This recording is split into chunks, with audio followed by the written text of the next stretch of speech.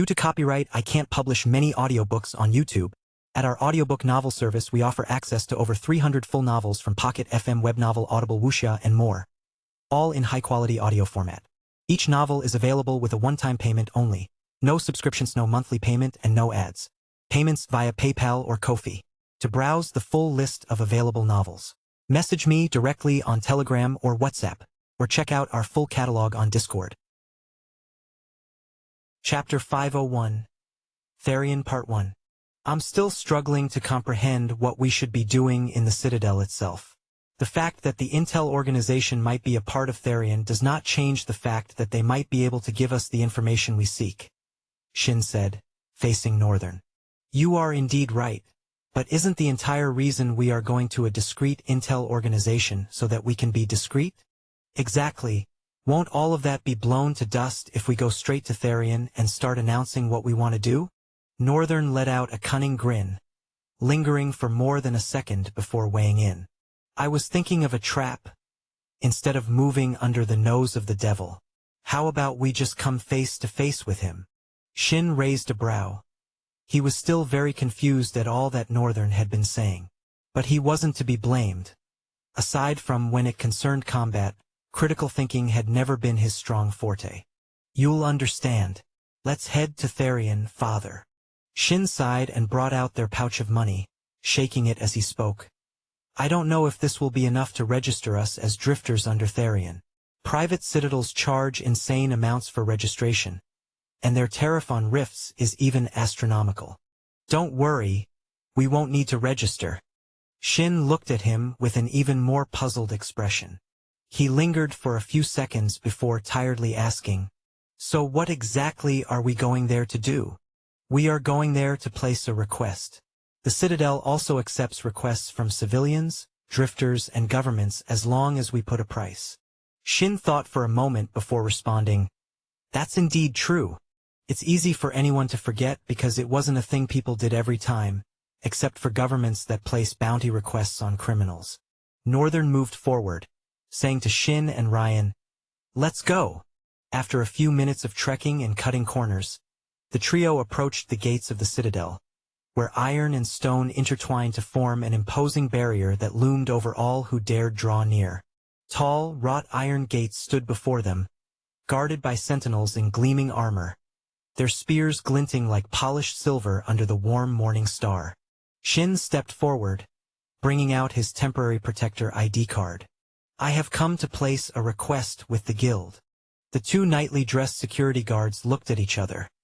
Then one of them proceeded to open a part of the barred gate, allowing them to enter. As Northern passed beneath the archway, his eyes traced the intricacies carved into the gateposts. Scenes of battles long forgotten, heroes and legends etched into the very fabric of the stone. Beyond the gates, the Citadel compound sprawled like a world of its own.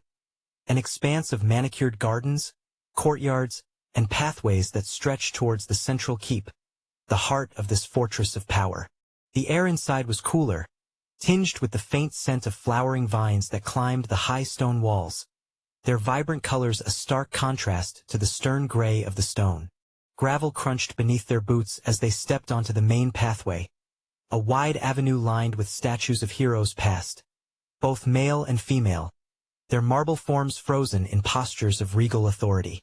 The gardens, despite their pristine beauty, had a sense of order that spoke of control rather than serenity. Neatly trimmed hedges and towering topiaries flanked the path, each plant meticulously groomed into shapes of animals or geometric forms, as though even nature itself had to submit to the Citadel's rule. Small fountains bubbled along the edges, their waters sparkling like crystal as they trickled over ornate basins of carved stone. The soft murmur of water was the only sound that broke the stillness, aside from the distant clang of a blacksmith's hammer in one of the outer yards. The main building of the Citadel seemed to swallow the light as they neared it, casting long shadows across the compound. The great wooden doors, reinforced with steel, were adorned with intricate carvings of symbols and swirling designs that told of incomprehensible ancient power. Another set of two knights stood before them, motionless as statues, their armor polished to a blinding sheen.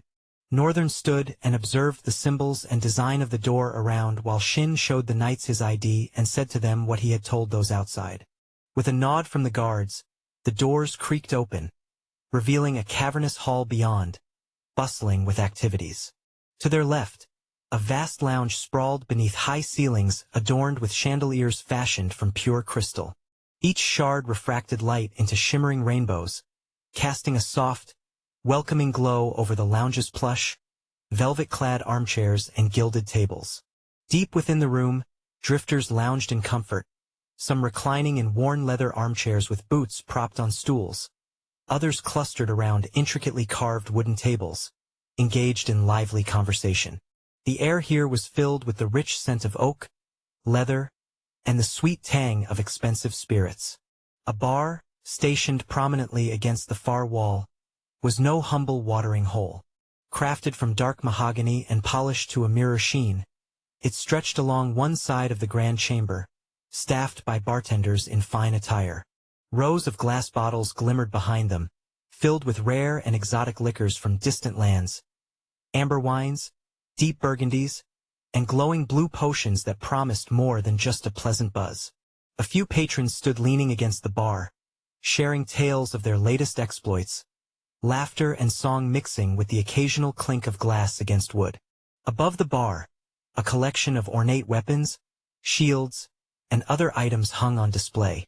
To their right, a massive notice board dominated the wall, its surface covered in an assortment of scrolls and parchment, each one bearing a different request or contract, mostly bounty requests from the government. From lowly bounties on minor threats to grand quests requiring the strength of entire drifter parties. Golden borders framed the board, each corner adorned with the symbols of the kingdom's greatest guilds, their insignias etched into the wood. Even though it was supposed to be the center of attraction, the place attracted less attention than other areas of the citadel. In fact, there was a dark atmosphere when one drew closer to that area. Just beyond the notice board, several reception desks were manned by clerks dressed in fine white shirts tucked into their pants. As Northern and Shin approached one of the tables, the young, brimming lady behind it greeted them, a vibrant smile plastered on her face. "Welcome to Therion. Would you like to register as a drifter here? Or are you already registered in another branch?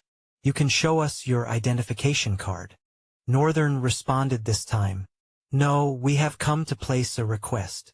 The lady was slightly taken aback, but she quickly fixed her expression and said to Northern with a pleasing smile, "Okay, so what request would you like to place, sir?" Northern leaned on the reception table and said to her, his eyes darkly glued to hers, "I am looking for an elf." Immediately he said the word, the lady's expression changed, becoming very grim. Even Shin was shocked. He didn't expect that Northern was going to do that. "Tell me, elf lady, what the hell are these many of you all doing on Earth?" Chapter 502, Therion Part 2. Nordherrnlied. The reason why he had said he was going to go and place a request wasn't entirely a lie. It made a lot of sense and was a reasonable thing to do. What was a lie, however, was the fact that he didn't tell Shin that they'd be moving right under the nose of the people they were looking for. Because from the moment he saw the past and future chaos of the Citadel, he saw something that marveled him. Several people with long, pointed ears at war with forces of the government, desperately fighting to protect their lives. Northern at that moment knew something was definitely not right. Why was there such an enormous number of elves who should be in the underworld in their own world? And moreover, what was the deal with their war with the government? He didn't concern himself with that part of what he saw. However, what he wanted to know was what they were all doing in Trael, and if the disappearance of his mother was in any way related to them. Hence, he needed to go there to confirm with his own eyes. Since Chaos Eyes could now see the soul of a person, he was darn sure that their disguise couldn't deceive his eyes. And as he suspected right from the gate. Profile. Name, Henral Thistledine. True name, The Heavy Leaf. Attributes, Way of the Wind. Soul rank, Vagrant. Soul core saturation, Middle. Talent, Light of Stone. Talent class, C. Talent ability, Heavy Defense, Strike of Thunder, Unleash. Profile. Name. Semeldine Stalt. True name. Lost to the soil. Attributes. Way of the wind. Soul rank. Vagrant. Soul core saturation. Low. Talent. Tides of sand. Talent class. D. Talent ability. Sandman. Sandcastle. Sand totem. Northern had first thought about why the attribute way of the wind was the same in both of them. He didn't know it was possible for two different people to have the same attributes. Aside from that, the essence of their soul was pretty strange to him. Northern for a while now had been used to seeing the essence of human souls. And since Chaos Eyes became even more proficient, he had been able to see it at a level far greater than before. When Northern sets his eyes upon a human, what he sees is a shimmering vortex of energy, ever shifting and pulsing with life. The core of the soul, which he believes to be where the talent is inlaid, burns brightly like a small, luminous star. Surrounding this soul core is a complex web of radiant threads, interwoven like intricate circuits. These soul strands represent a person's memories, experiences, and connections. They tangle and stretch, occasionally fraying or pulsing in response to recent trauma or intense emotions. Every person's soul has a unique frequency, a resonance that hums through these strands, different in tone and depth, some melodious, others discordant. And in those melodies, Northern had been able to discover a common flow in all humans. In these ones, however, it was nothing like he had ever heard. Moreover, they were literally glowing with essence. The essence that flowed around their body, essentially controlled by their cores, was more bountiful in amount than any human he had ever come across. And everything about the essence of their soul was screaming, "We are not humans." Northern didn't want to be rash still, so he went on. Upon entering the Citadel reception, he took careful observation of every single person inside. Then, to his shock, all the workers and workers alone had the same soul frequency. Moreover, they all had the same attribute, Way of the Wind, which caused Northern to remember Cal. Cal was the elf he had met and killed in Sura's Rift. And he also had the attribute, Way of the Wind. Northern had thought it was a speed attribute, but standing at the entrance like this and watching all the workers, bartenders, and attendants of the Therian Citadel possess the exact same attribute made him realize a possibility. Perhaps this was an attribute intrinsic to a certain race. If that was true, that would mean every single worker in this place was an elf. Northern had expected it, but not to this magnitude. The most he had thought of was the creator of Therian being an elf and no one knowing about it. But to think the entire Therian were elves? No. Something had to be going on. Suppressing his rage, Northern marched forward. Finally, he stopped in front of a lady's reception desk. The lady behind the table welcomed him with a smile. "Welcome to Therian. Would you like to register as a drifter here? Or are you already registered in another branch? You can show us your identification card." Northern interposed before Shin could speak. "No, we have come to place a request." The lady was immediately taken aback by surprise. Except for the usual quota of bounty requests that come from the government, it had been ages since anyone had wanted to place a request. Moreover, there was a suppressed sinister air around this man. She couldn't put her finger on it, but meeting his eyes once had made her blood run cold, and she was honestly trying to avoid eye contact. But she had a job to do. She gathered her insides and met Northern's eyes with a smile that squeezed her eyes, so she could avert her gaze at least a little bit. "Okay. So what request would you like to place, sir?" The rage that he was suppressing suddenly became harder and harder to keep bottled in. Northern leaned towards the lady with a sinister glare. "I am looking for an elf." His choice of words was intentional, and all he had wanted to do was observe her reaction. Upon hearing him, Shin almost freaked out, but before he could raise his voice to reach Northern, he saw how grim the lady's expression became. He felt chills run down his spine. Bingo! It was just the reaction he was looking for. Undoubtedly, the lady was an elf. Chapter 503, Therian Part 3. "Tell me, elf lady, what the hell are these many of you all doing on Earth?" In that moment, everything seemed to go blank. The air suddenly felt too thick to breathe, each inhale shallow and panicked as if the very oxygen was betraying her. Every creak of the floor, every distant murmur, sent her heart into a violent staccato, hammering against her ribs like a trapped bird. Her hands, crossed upon each other right below her abdomen, trembled. She pressed them together, trying to steady herself, trying to convince her body to be still. As she heard those words, in that moment, there was nothing but fear, raw, suffocating fear. Everything she had been working so hard for, they had been working so hard for, was going to come crashing down because of some strange, ominous young child. No, she was not going to have it. Slap. How dare you insult me? Guard. Get this underage scoundrel out of here. Northern, who had just received a slap on the face with how close he had leaned in, froze, shocked and short of words. Immediately, people threw glances at their area. The guards also looked around their area and were coming closer. A dark grin parted Northern's lips. I see. That's how you want to play. He grinned even harder into the lady's face as he responded with a very audible voice. You shameless elf lady. Aren't you the one that keeps trying to seduce a 16-year-old? I'm not even legal yet. You should drown yourself in a river of shame, you cougar. Northern expected two kinds of gazes. The first kind was going to turn the embarrassment back on the lady. The crowd might not believe that he did nothing to the girl, but they would also be disgusted that the girl was seducing a child who was not yet fully grown. And the second part of the crowd, the workers.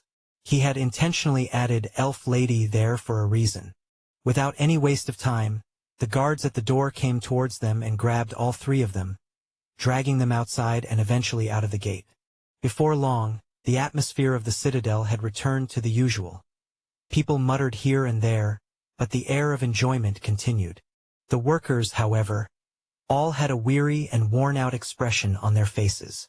Northern dusted the best piece of mundane clothing he had worn in months as he stood up from the ground. After finishing, he turned to meet Shin's furious gaze. What exactly just happened there? Northern looked at him and shrugged. I don't know. I tried busting their cover. Shin held his head together, trying his best to keep it together. North, you have been behaving very weirdly since you came back from the Dark Continent. But I have intentionally not taken anything up with you, because I believe 18 months in whatever hell that place was must have had a lot of impact on you. But boy, any more and I think I might start to swell to the point of bursting. Do you understand the importance of what we are trying to do? Northern looked at his father with a blank face. He looked at the two guards who stood like statues still. Then he sighed and turned away. I'm hungry. Ryan raised his hand slightly up too. Me too. Let's go get something to eat then. I want to have that bread from this morning again. Yeah. It was actually amazing. Dude, we should totally get that. Their voices grew distant from Shin, who stood with a red-hot forehead, glaring at Northern as he trekked forward nonchalantly with Ryan. He took a deep breath in and expelled it heavily before briskly moving towards them. Northern made no mention of anything. They found a good tavern, where they went ahead to eat breakfast. Since they had little change left, Shin opted for minimal food, giving them fresh bread and honey tea, along with tenderized sofer meat. The sofer meat could be compared to lamb meat back on Earth. There were other more expensive dishes, but it was the best choice for commoners who wanted to save their money. Aside from the fact that it was tasty and enjoyable to eat, the meat also had its nutritional benefits. But Northern was more concerned with how tasty it was to eat. Apparently, it's a meat cultivated from a monster that had been tamed over the years to become a farm animal. After the breakfast, Northern decided that he was going to gather more information about the Therian Citadel and insisted that he wanted to go alone. And they decided that they would meet at the Sleep-End Tidauberts. Since things have gone south, it seemed that they would have to spend another night there. Shin silently wondered what exactly Northern was up to and how their movement was going to be from this place. The more he looked at Northern's actions, the more he felt like the boy had something in mind but was not communicating it to anyone. He wished Northern would at least tell him his plan, but he decided not to stubbornly insist but instead trust his son. To be honest, I will call them a savior. Yes, really, the Citadel headmaster does not infringe absurd taxes on us, and he protects us from rifts and field monsters. Since Therion came around, South Drywall has begun to enjoy the kind of abundance of resources that kingdoms have and refuse to share. My friend here is right. At this point, I don't think anyone would mind should they decide to rename the city Therion and become a nation. Northern raised a brow. A nation ruled by elves. I don't know if that's a really good call. Don't look like that. It's because you are a traveler that you don't know. The headmaster there is really nice and dependable. I hear he is an ascendant even. Very soon, he would become a paragon. Just an ascendant? Northern was shocked. To be honest, he had expected more, since they were elves and from everyone he spoke of. These elves seemed to have gathered mountainous respect from the people.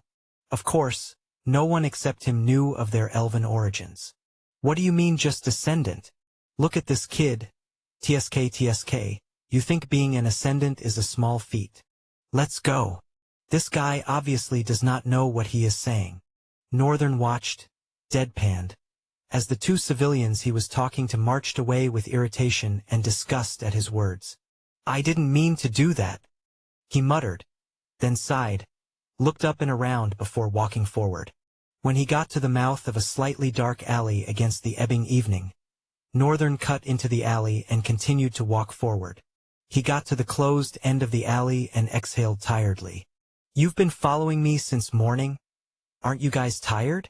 The men cloaked in shadowy apparel trembled in shock and took a step back, their faces contorted with terror, pearls of sweat washing down the revealed part of their masks.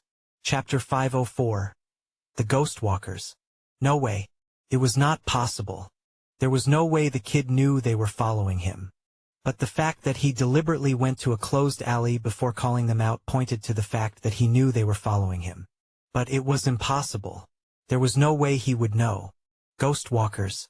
They were the elite forces of Therion, birthed in darkness, and since the day they learned to walk, they were trained with a special heritage footwork called Lightstep.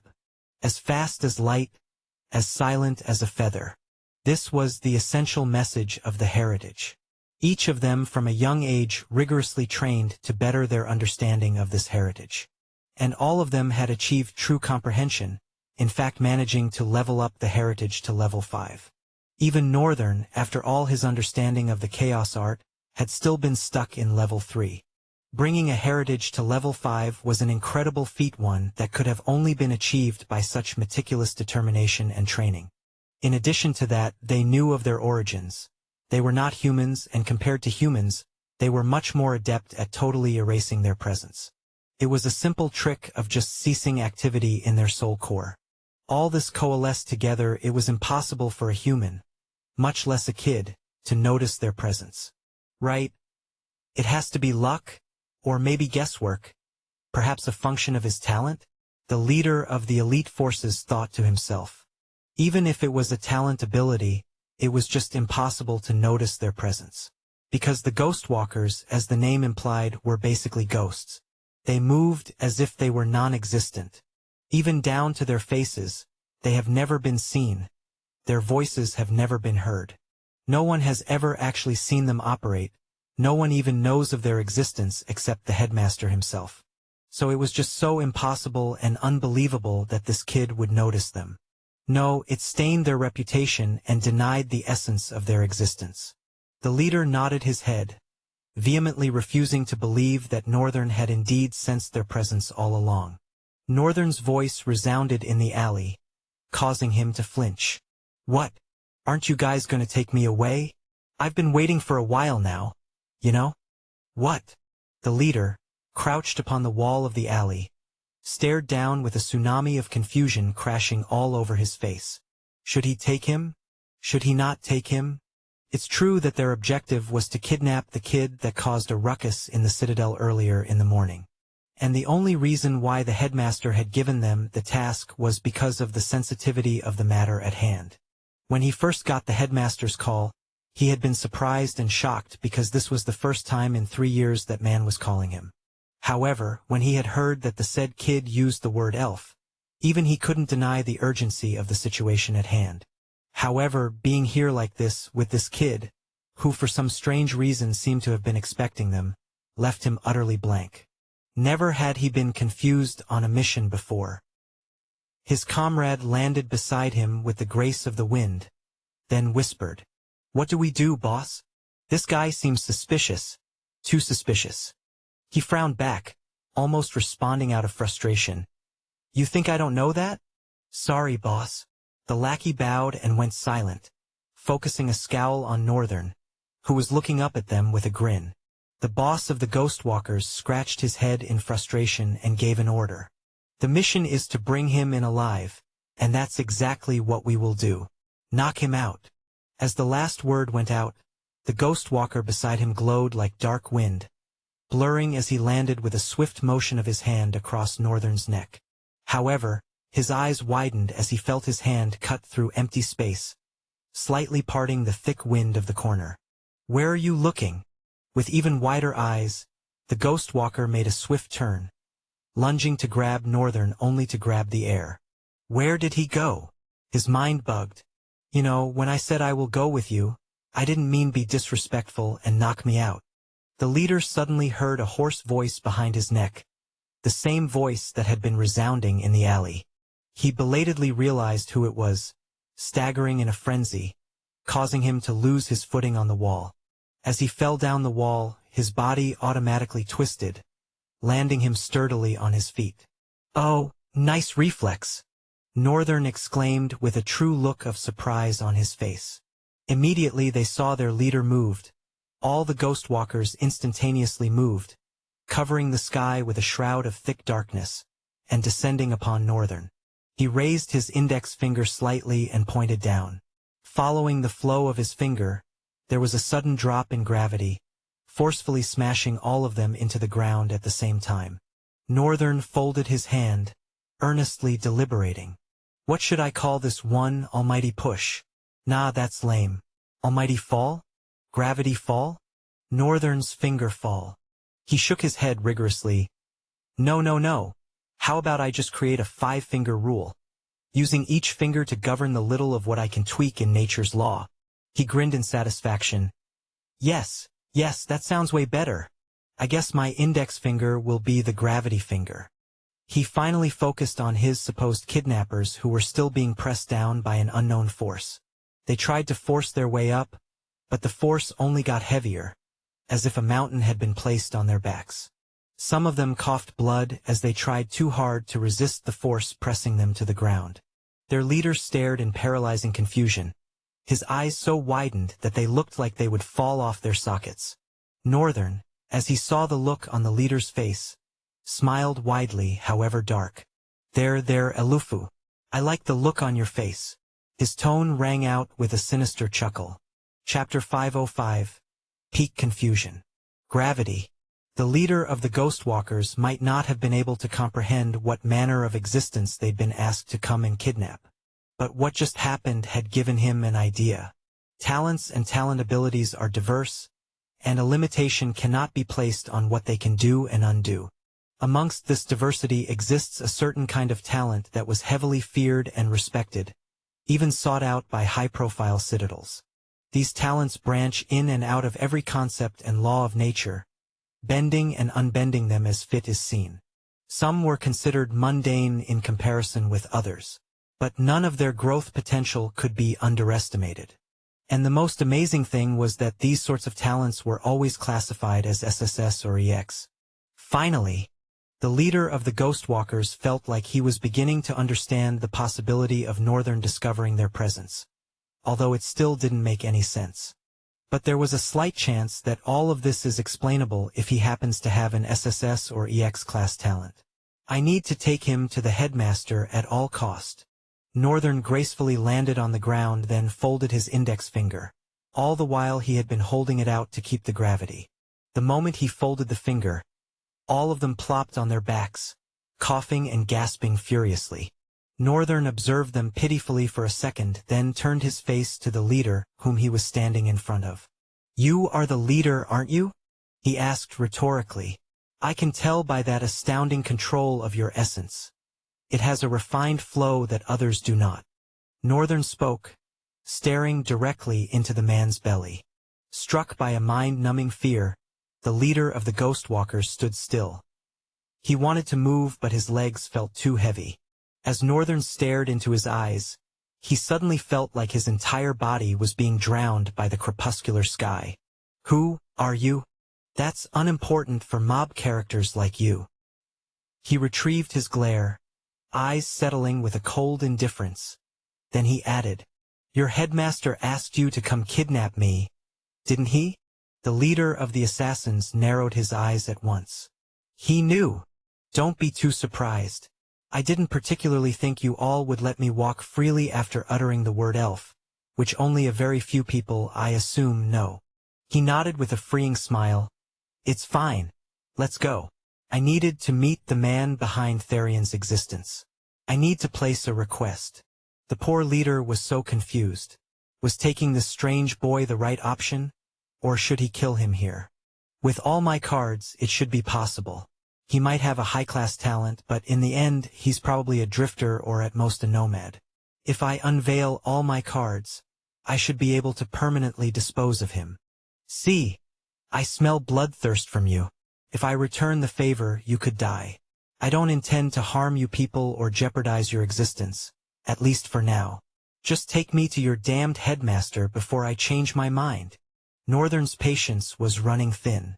"I understand that they are scared and confused, but don't they train people here to have a formidable and calculative mind?" He glanced at them with a chagrined look on his face. "Well, it's not something anyone learns in a peaceful continent like this one." Finally, the leader's voice rang out. "Fine, I will take you with me. Good decision, now lead the way. You might not be able to match our pace or see us, so we need—" "Don't lie to me," Northern interrupted rudely and emphasized again in a serious tone. "I said stay away." The leader flinched a little at the sound of Northern's command. Frustratingly, even he could not figure out why he was so intimidated by this obviously young boy before him. "He has an astounding talent. I'm sure I'm just surprised," he reasoned in his mind as he signaled to the recovering others. Suddenly, all of them blurred swiftly into the air like black shadows fleeing from light. Magnificent! The amazing part of it was that what they were using as movement was not even talents. If not, he would have gotten a notification asking him to copy. Northern smiled in admiration before dissipating from the surroundings. As the leader, pelted in dark shadows, blitzed across roofs, he glanced back in regret. Why'd he have to be so stubborn? I knew he couldn't catch up. These cocky kids with high-class talents. What are you looking back at? The voice startled him so much that he ran into his own leg and tumbled over his head, sliding down the slated roof. Fortunately, his reflex saved him again. He sprang up with an unnatural momentum, finding ground on the slant roof and bursting forward with a turbo-like velocity. Northern looked at him in amazement and thought, "His reflex really is amazing. This has to be a trick. There has to be a trick he is using. He can't be as fast as we are. What the hell is he doing? Why is he easily matching our pace?" The poor leader felt these thoughts were going to rip his sanity apart. Eventually, they landed on the compound of Therion. The beautiful environment was now shrouded in pitch darkness, with soft orange illuminations from ornamental lamps. They casually walked with Northern in between them, entering the castle-like tower. But unlike in the morning, they didn't enter through the main door. They went across the yard where a door that wasn't there a second ago outlined itself and permitted them entry. The passageway was dark, very dark, even for them, but not for Northern. Did they use an item that swallows every slight trace of light to darken the pathway? That was what it looked like to him because the darkness they threaded in felt so unnatural. Finally, after a few steps, they stopped and the leader said, "You will meet a door. Exactly 10 steps forward." Oh? Did they move through the darkness by counting their steps? That's quite sad. He waved his hand dismissively. "It's fine. I can see the black metal door beyond this bridge." The leader watched Northern walk towards the arching bridge with a severely puzzled expression. Even till now, he still couldn't tell if he had made the right call or committed a grave mistake that would lead to the downfall of his race. Chapter 506. Sucks to be unmanly. As Northern entered the door, a flood of light washed into his view, causing him to squint his eyes for a moment. As he opened his eyes almost immediately afterwards, the scene of a grand library bathed in the soft, warm glow of amber light filtering from large, hanging orbs, unfolded before them. Towering bookshelves stretched upwards to the high arched ceilings, their dark wooden frames etched with ornate designs, giving the place an air of timeless knowledge and history. The shelves were packed with ancient omnibuses, colorful spines of varying ages, and some loose books scattered across the plush red carpet that runs the length of the room, adding a touch of comfort and luxury. Small alcoves featured well-worn wooden tables and chairs, giving the space a lived-in, scholarly atmosphere. A few open books lay abandoned on the tables, their pages ruffled, while other papers and scrolls were stacked in neat piles, showing the recent presence of who might have studied there.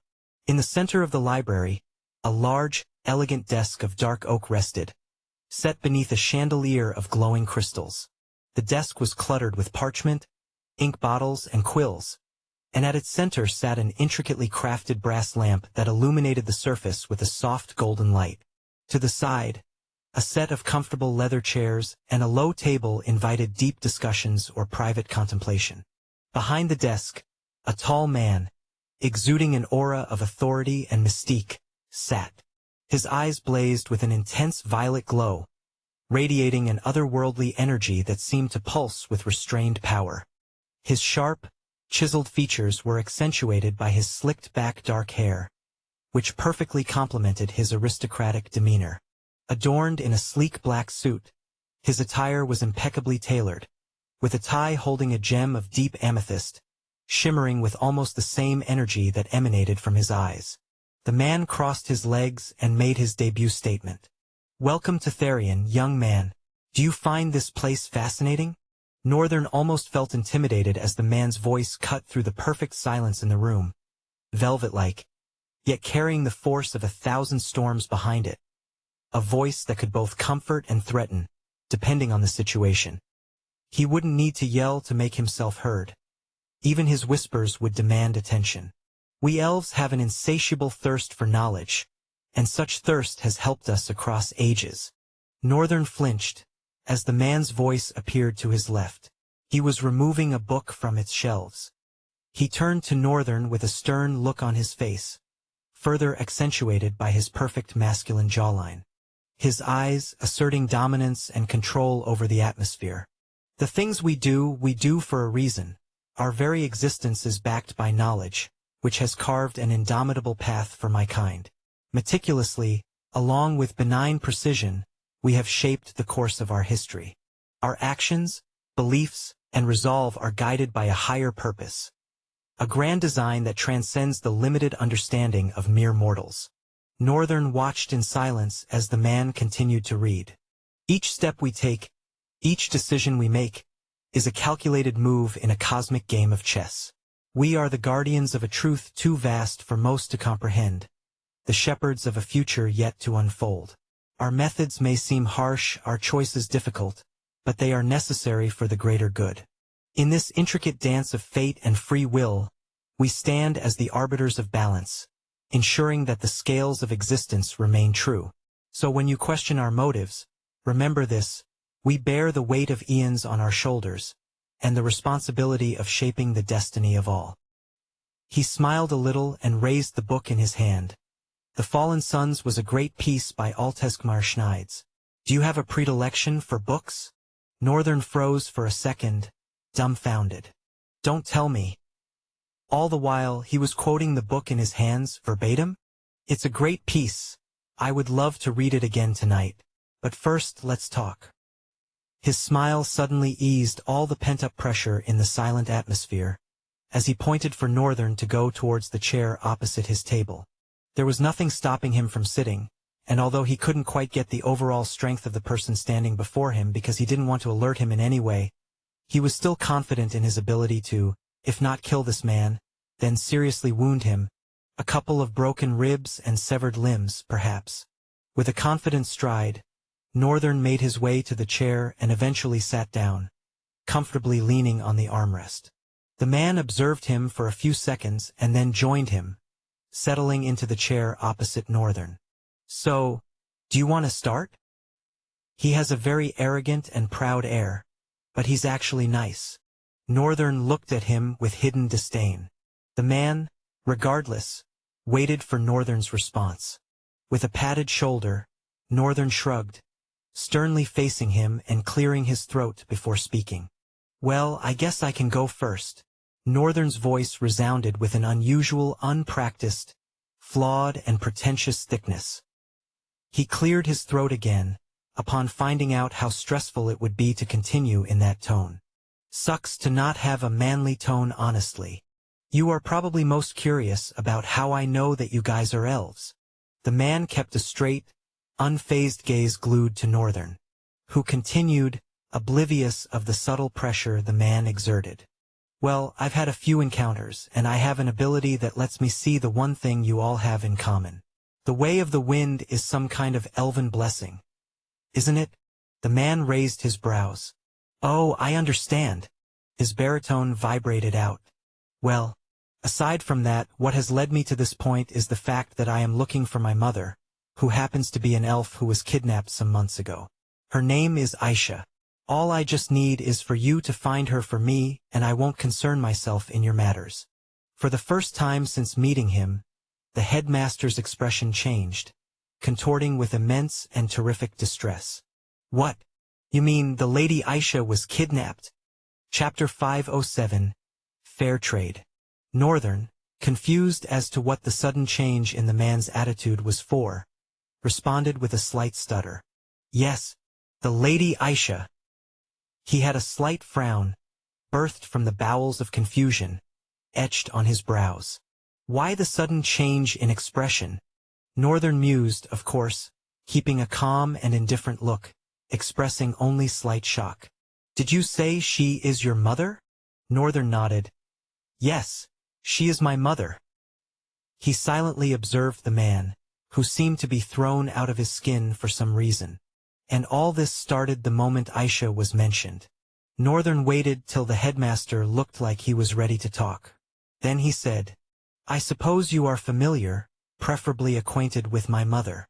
The man slowly regained his composure, closing his eyes and breathing in silence even after Northern had said his piece. He raised a hand to interrupt Northern, who was about to make another statement, and let loose a heavy sigh. "Several things are not adding up. First of all, how is Aisha a mother?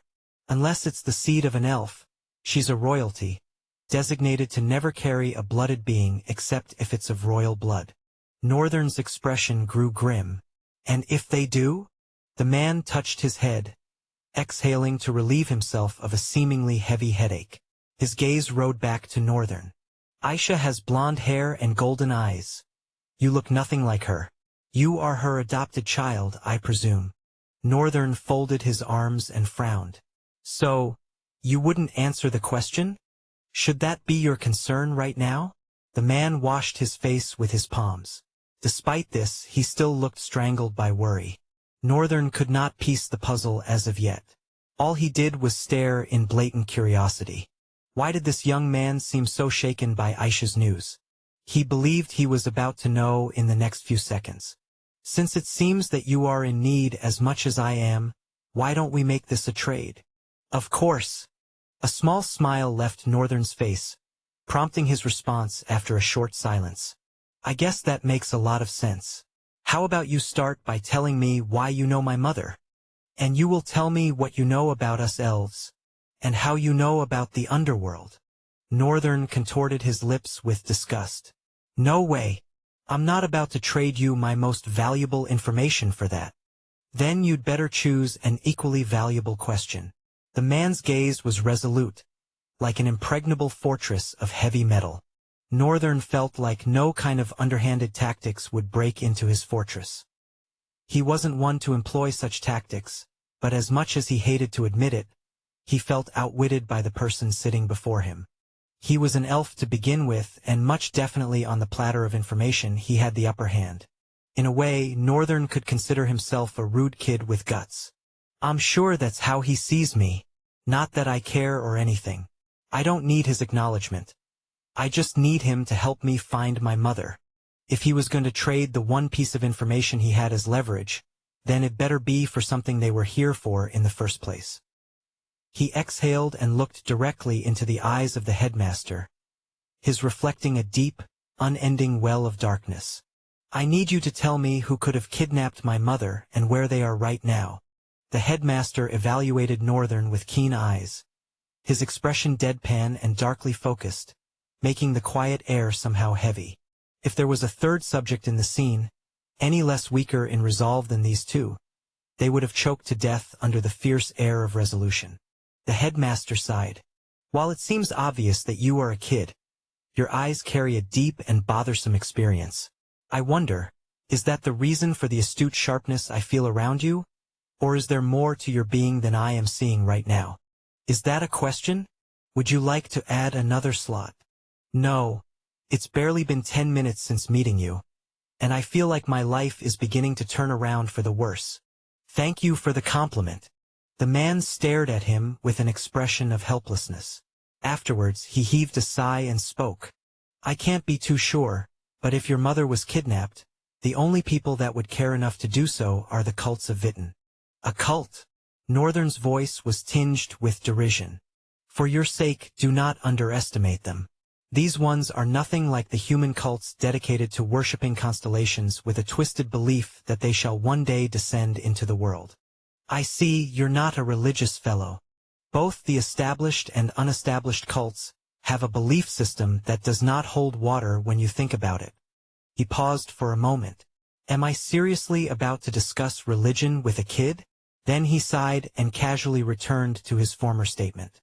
The followers of Witten are a bunch of insanely strong religious elves that believe that royalties exist for the sole purpose of carrying fragments of Witten's blood until it all comes together and he is reborn again. Northern quickly inputted. And I presume all of this is in the underworld. The headmaster looked at him, not uttering a word, and just continued casually. However, they may have leaked into the upper world. Northern folded his arms as he leaned back. So, these people are pursuing my mother? For what and why? As for where they are right now, I am not entirely sure, but I will put my resources into finding out. Since I will be going out of my way to do that, you will be adding one on your slot. Northern clicked his tongue in irritation. Cunning as hell. The man relaxed forward, leaning his elbows on his thighs as he crossed his fingers and rested his chin on them. So, your turn, my friend. How do you know about us and the underworld? Chapter 508, Young Master. Northern was silent for a couple of seconds. In those couple of seconds, the headmaster found it difficult to read his thoughts through his face. A deadpan expression stifled his features. Then he eventually opened his mouth and started.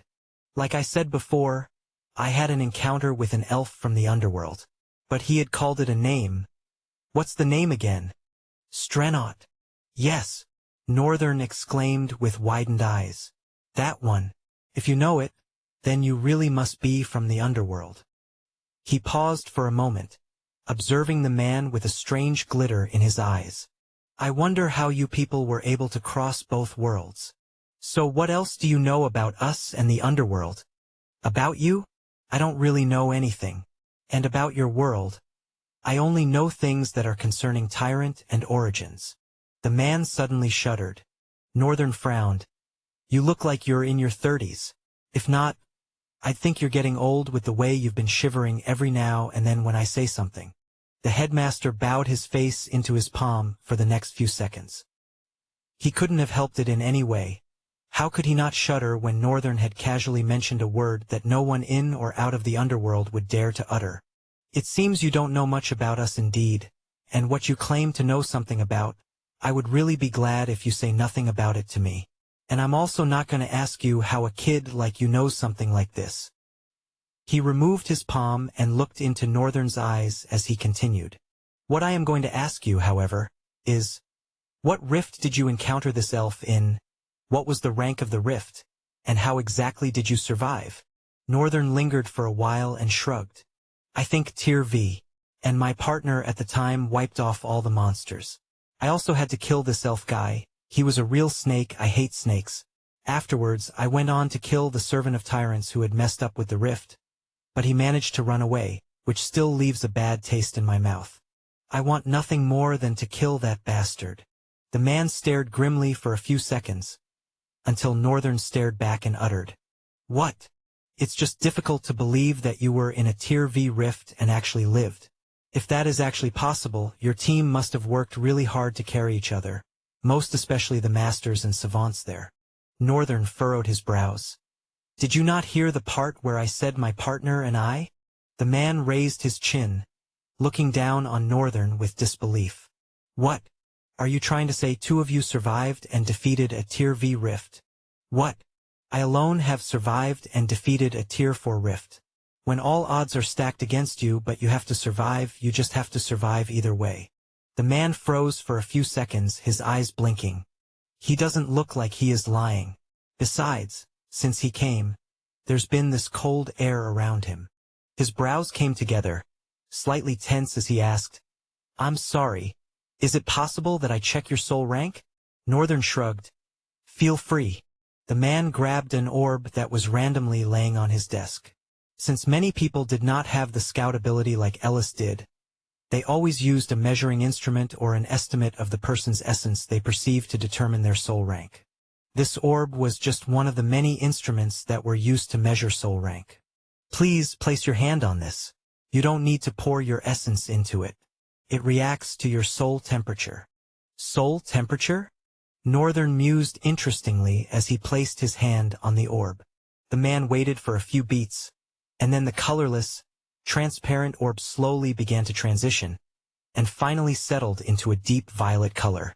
His eyes widened as they came up to meet Northern's.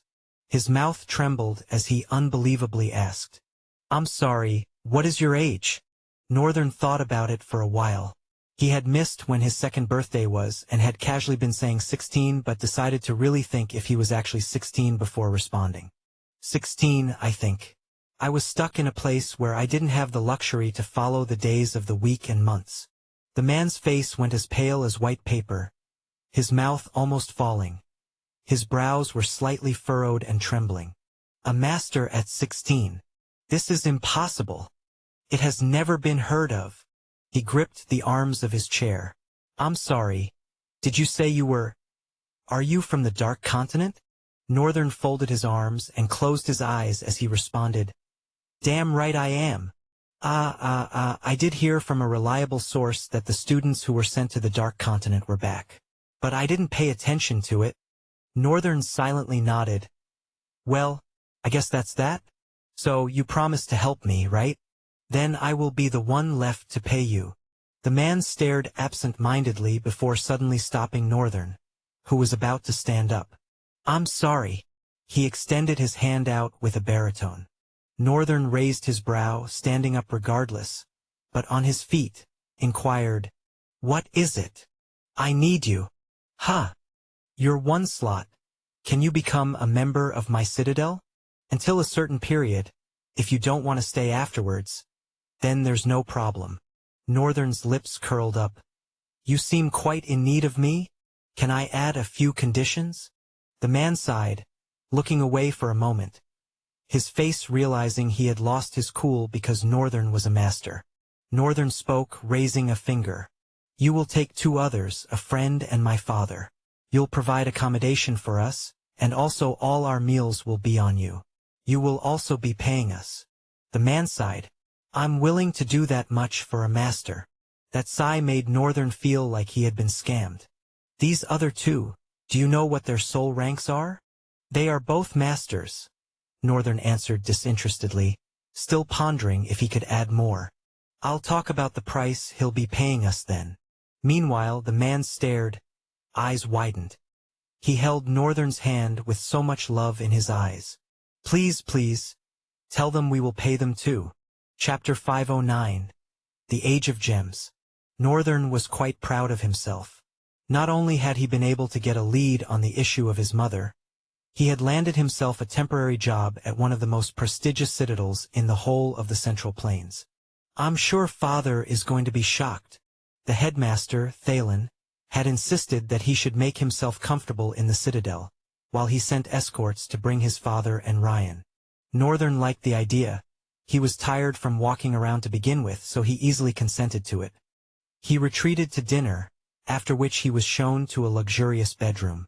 The last time Northern could remember being anywhere this good or even close was in the kingdom of the Red Mine. Although his memory from that time was vague, he still remembered living alone in a large, aged room of luxury. That can be considered as something too. He leaned on the bed, feeling his entire body relax soothingly on the bouncy foam of the mattress. He spread his arms, staring into the intricately designed ceiling and the chained chandelier with a unique golden light cascading down the center of the room. The entire space reeked of luxury. The table and chair sitting towards a corner made him suddenly want to write. The gentle breeze that blew in from the window in collision with the king-sized bed begged him to sleep. He managed to resist for a little while, thinking back on his conversation with Thalen.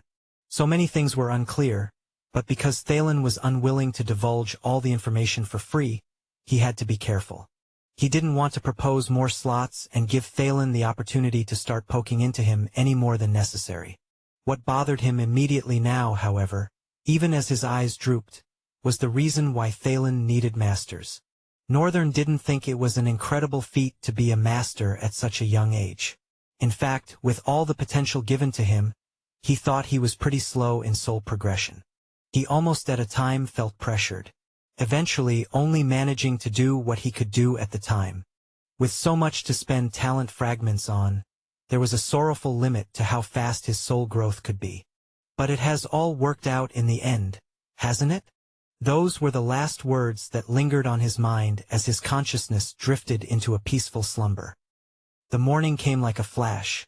At the same time it felt so far, but the thing about this sleep that Northern did not think he was in a state of expectancy. While he was deeply asleep, he felt sufficiently aware of his surroundings such that he knew when Shin came around later that night.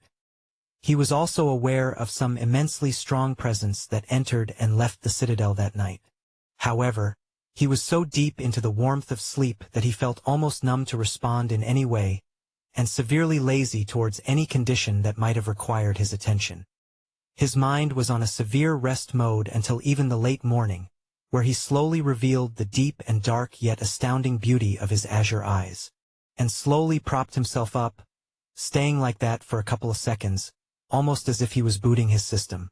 Then he stood up, his feet gently placing in front of each other as he meandered towards the window, then dropped his hand on the frame of the window, leaning on it. He closed his eyes as the warmth of the daylight star slapped his pale face. A smile curved on his face as the feeling warmed his skin and in a strange way refreshed his entire being.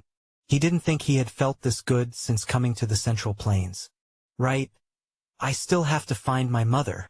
The light in his expression slowly faded, replaced by a flame of resolve burning in the depth of his already deep gaze. Just then Northern turned, sat on the window and counted 3, 2, 1 bam. Knock knock. Simultaneously, a knock gently beat the door, after which the knocker opened and allowed himself in. It was Thalen, and he looked very pale. Are you fine? You looked like you've been frozen in ice the entire night. The headmaster tried his best to regulate his breathing, resting on the wall as he breathed in and out repetitively.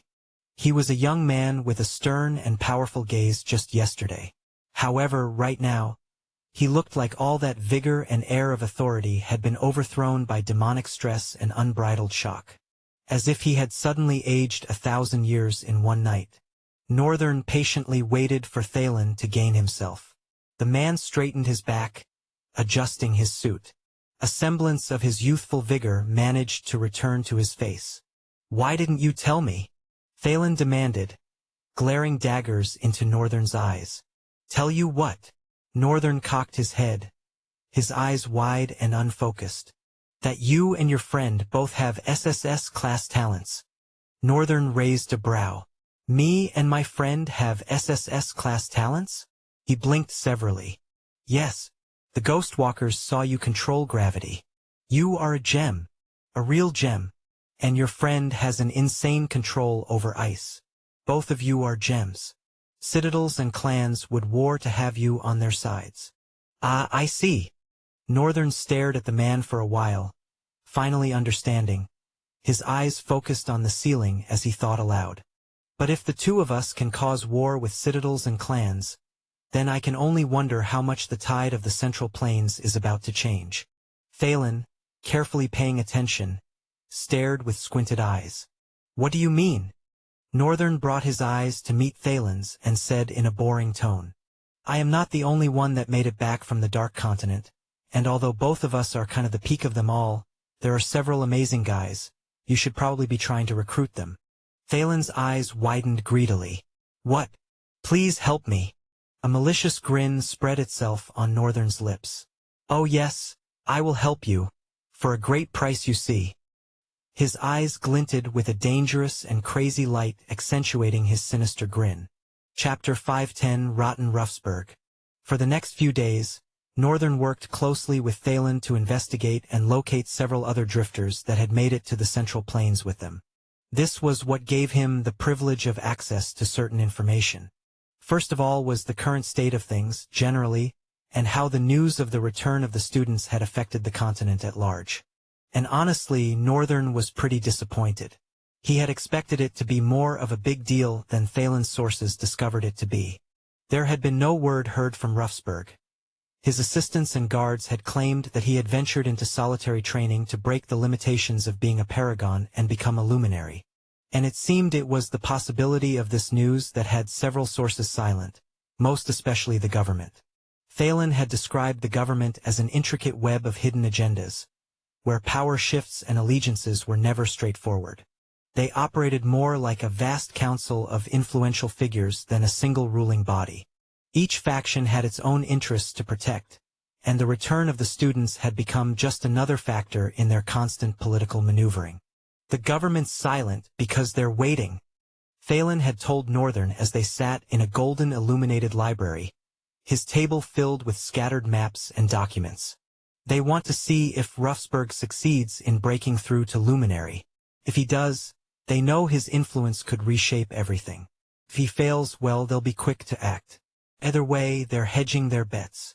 It was quite sad that the beacon that was created as a medium of control and balance for the authority of monarchs had now succumbed to such authority and propaganda play, all in the name of seizing power. I wonder if power is a poison that insidiously infects its host regardless of how true of heart they may be. Northern was suddenly made to remember Night Terror and the Kingdom of the Red Mine. He leaned back in his chair, pondering. From what he knew, he had always viewed the government as a necessary evil, an institution that managed the chaos of the continent. But Thalen's description painted a picture of something far more manipulative, far more dangerous. Then why haven't the drifters been affected by this? Northern asked, glancing over the scattered reports of drifters returning to the Central Plains. Shouldn't they be targeted or, at the very least, watched? They are, Thalen replied, folding his arms across his chest. But not in the way you'd expect. The government isn't interested in immediate action against them. They're observing, calculating, waiting for one of us to make a mistake. By mistake, you mean? Thalen frowned as he explained further. The set of organizations that the government is most wary of is the private citadels. By making a mistake, they are hoping to find an opening or to see whether or not we will involve ourselves in these matters. Of course, the government knows, if a set of drifters who are merely students were able to make it out of a monster-infected continent, then they are most likely a different generation of drifters than we have ever seen. Which is why, even though they are allowing the news to circulate, they are still using propaganda and managing to control the smoke of this situation. I see. They are making it look like they are doing their job while using backdoor methods to kill the effects? Thalen looked at Northern. Quite smart, aren't you? I'd just say I have keen eyes. Thalen leaned on the table with a slight frown on his face. I do not wish to concern myself with the government and their nonsense. Right now, we've only managed to contact 3 out of the students. All 3 look like they've got potential. He looked at Northern, who at this point was grinning smugly. I will credit you 500 credits per head. Thalen exhaled tiredly. It was nice doing business with you. Thalen looked down at the list on his table. In it was written 3 names with an inkstone and calligraphic handwriting. Ellis Ruthsworn, Helena Rexon, Erickson Weatherby. These were the 3 people that in the past 5 days had managed to give them a positive response, out of all the people they had met. Northern had felt a little bit reluctant about giving information on Helena's talent and talent abilities, because the least he wanted was encountering her in any place. But he had to make a decision between her and the money, and to be honest, she wasn't worth losing even a tallies for. Even though, seeing her name there still left a bad taste in his mouth. He was silent for a while before opening his mouth to ask a question that bothered him. "Do you think Ruffsburg will become a luminary?" Thalen paused what he was doing, his eyes drifting forward into the distance beyond. He exhaled and responded. "To be honest, I think he will. That man is one hell of a cunning and strange man who is always up to something. I've met him once and I couldn't deny the fear of getting exposed if I kept hanging around him. So I made sure our paths don't cross. I have known him by information and rumors to be a very crafty and strong man. Moreover, the government are no fools or slouches. If the news of Ruffsburg's entry into solitary is affecting them this much, then they must be onto something, don't you think?" He ended, looking into Northern's eyes with a warm smile. Northern gave a fake smile in response, his mind quickly diving out of the scenery.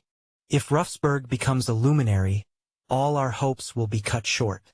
Everyone has been brooding with the passion to kill him. If he shows his face to the world as a luminary, he will be the only luminary in the world and thus be untouchable. Besides the fact that Ruffsburg might become a continental asset, protected by all nations, citadels, and even the government, he'd gain new powers and reach much greater heights. Northern could understand the weight of this new rank because he had fought a paragon. The difference between some soul ranks is always like the sky and the earth. Just like the tremendous boost in power the moment he became a master, from a nomad. Northern suspected an intense boost in power should one become a luminary. He had fought a paragon and barely lived. Although if he was to fight again, Northern felt he had a 50% chance of success. However, against a luminary? He shook his head in pity. Damn Ruffsburg, did he carefully plan all of this? Chapter 5:11, The Lead.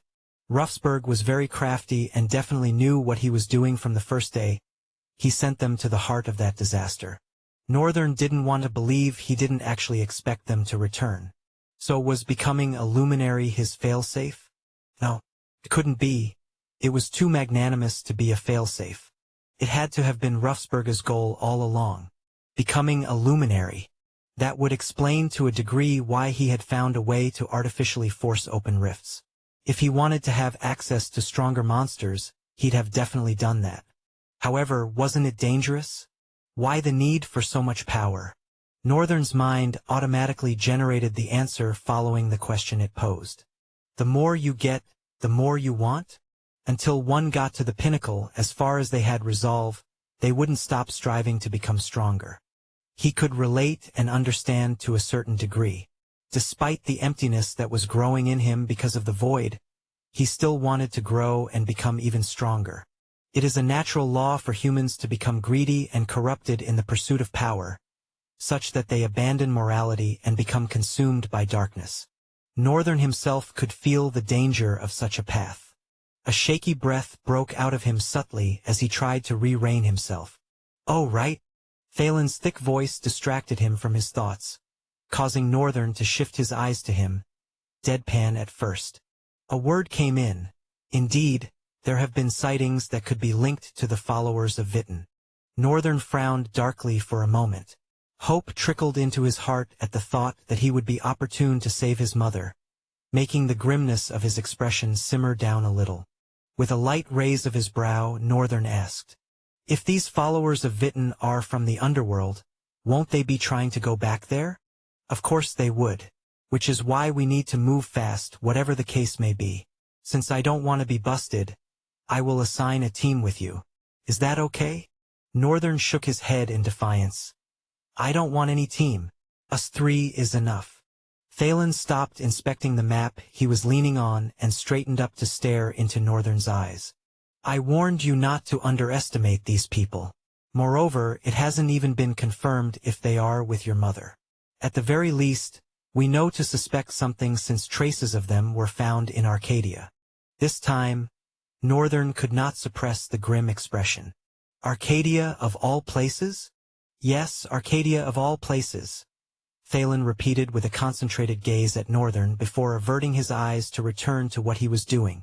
If one was to speak of a place where the government was more prominent, then the first city that would come to their mind was Arcadia. Several others existed, but Arcadia held the significance of the largest democratic religion. The authority and presence of the government is quite evident in these places, with one of the important seats of the governing council overruling this place as its mayor. Except he is not in power anymore. It's been a while since I read the news after all. Either way, whoever was there was bound to be a loyal dog of the government. Causing trouble in a place like that will definitely not work to his advantage if he wanted to keep a low profile. Or is it being intimate with someone of low status? No. As much as Northern didn't want to give a damn and just burst everything, he was now more than ever more wary because now there are evidences of beings beyond mortal existence behind the events surrounding him. The one thing he doesn't want to do is let things haphazardly happen and fall beyond his control. As much as he wanted to save his mother, he wanted to also believe these followers of Witten, and particularly Witten itself, held a semblance of significance to whatever it is fate is trying to get him to do this time. And being vigilant is being able to control every single event. Who says I have to be the one doing it anyway? It was an incredible thing he had servants. Eyes sparkling with renewed hope, he looked at Thalen and said, "When do we depart for Arcadia?" Thalen raised a brow. "What are you saying? I thought you just understood the significance of this place. You can't afford to be lousy." "Don't worry, I won't. All I'm just doing is investigating this cult and the disappearance of my mother." Skepticism wallowed across Thalen's face for a moment. Eventually, he succumbed. "Fine, but I will attach a scout to you. As long as such a person is able to save themselves, I have no issue with it." "That's quite cold of you to say?" Northern did not respond and just walked out of the library, his steps barely making any sound. After Northern had stepped outside, Thalen bent over the table, glanced back, and shook his head. "I don't know if he is a child or an adult in the body of a child. Sometimes, talking to him feels like a different kind of hassle." He brought back his focus to the map he was looking at and continued to intensively study them. Northern, after the first day, did not use the dark hall to go to the headmaster's library. Now that I think about it, wasn't that so dramatic? I've not even seen them since then. As their name implied, the Ghostwalkers have gone back to being ghosts as they should be. There was an elevation mechanism that transported him from the underground where the library existed to the top floor of the Citadel. As he stepped out of the elevator, he met Shin in the bright hallway, who was walking down. "Father!" Northern quickly called out, running towards Shin. Immediately he heard. Shin turned back. Compared to his beaten and battered look while they were at the border, his eyes seemed to have gained a little life. He smiled as Northern came towards him. He was holding a pile of paper. Northern looked at the paper and curiously inquired, "What are you carrying?" Shin let out a soft smile as he responded, his face almost shining. "Since they were kind enough to accept us temporarily and even help and provide for us, I think it is only polite that I help the secretaries in any possible way I can." Northern watched his father respond, his face frozen with dark disgust. He shook his head vigorously almost a second later, rebuking, "You are not my father. Who are you?" Shin stood there, a light smile etched on his lips, eyes closed. Northern sighed and broke the main news. "Anyway, I have found a lead on Mother." Chapter 512. Intro. Rise of the Revolutionalist. In the labyrinth of damp stone, a man moved through the narrow, winding passageways of the underground prison like a regal shadow, his presence commanding attention even within the oppressive walls. His black hair fell past his shoulders, streaked with a sharp contrast of white that caught the dim, flickering light from the iron lanterns. A single red scar traced over an eye stopping on his cheek, a mark of a past battle that had left him unchanged in his stoic demeanor. His eyes, half-lidded with an indifference only sharpened by his inner focus, scanned the gloom ahead. On either side of him marched two soldiers, both of whom strode alongside him with purpose and stoicism, struggling to stand up to his. Their tailored jackets' brass buttons gleamed in the low light. A scarlet sash draped across their chests, contrasting against the polished silver of their epaulets. Their high-collared uniforms were rigid with authority, every line precise, the dark trousers tucked neatly into knee-high, black leather boots. Atop their heads, a tall shako crowned with a plume added to their imposing stature. The man was also dressed in the same manner, except that he had no headgear, and over his pitch-black uniform was a black overflowing coat and a long curved sword strapped to the right side of his waist. The air grew colder as they descended deeper into the dungeon's bowels. The stench of wet stone and rot thickened, though it never seemed to touch him. His expression remained unbothered, as though the darkness itself bent to his will, recoiling at his presence. The walls around him, slick with dampness and grime, groaned in protest as if recognizing that someone of his caliber did not belong in these forsaken depths. But there was a purpose to his journey. A rusted iron gate appeared before them, leading to the innermost sanctum of the prison. The guards hesitated, but he moved forward without pause. The gate creaked open, the sound loud and jarring in the silence. He stepped through, his movements measured, unhurried.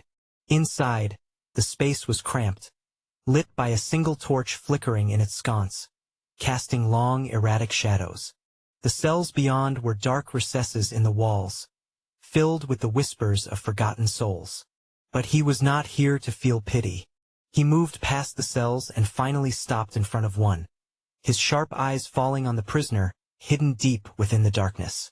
The prisoner sat cross-legged in the core of the engulfing darkness. As the man stopped in front of the cell, his eyes opened, a gleaming white orb, glowing in the cold embrace of the shadows. The man sent down a look of disdain, his eyes viciously emphasizing the air of authority that loomed around him. He turned to the guard on his side and commanded, his voice reverberating in the hollowness of the dungeon. "Open it." His voice was rich and steady, carrying the weight of his command without the need for volume. The soldier to his right hesitated but suppressed his fears immediately and hurriedly proceeded to open the barred gates to the prison. After several clankings, he stepped back, bowing his head. The gate slowly creaked open. The man fearlessly pocketed one hand, resting the other on the hilt of his sword while he entered the cell. "It is you, isn't it? The prophet." The man raised his white orb eyes to meet the gaze of the man towering above him. "Lieutenant Dante, oof, the glory of your presence is oppressing the creatures of darkness, like a malignant light, spreading to illuminate and burn. I am not interested in your prophetic rant." He snatched the prisoner's hair before his eyes could follow, then lifted the prisoner to his face like a weightless doll. "I hear you have the ability to see the future." The prisoner, despite being pulled by his hair, expressed no displeasure. His face was deadpan as the man asked his question. As he answered, a smile slowly curved his lips. "It's more complicated than seeing the future. Let's just say, I am a ticking time bomb all is waiting patiently to destroy." The man narrowed his eyes, discontented. "Like I said, I am uninterested in your prophecy, its puzzles and their pieces. What use are you to me?" The prisoner's smile spread into a sinister grin. He spread his hands, shining his teeth like a man ridden by madness. He brayed, "I see a world where you stand at the pinnacle of the Central Plains, and march to merge the world together once again. This vision of an age to come is the reason why you are standing before me." He paused and resumed with a low and melancholic tone.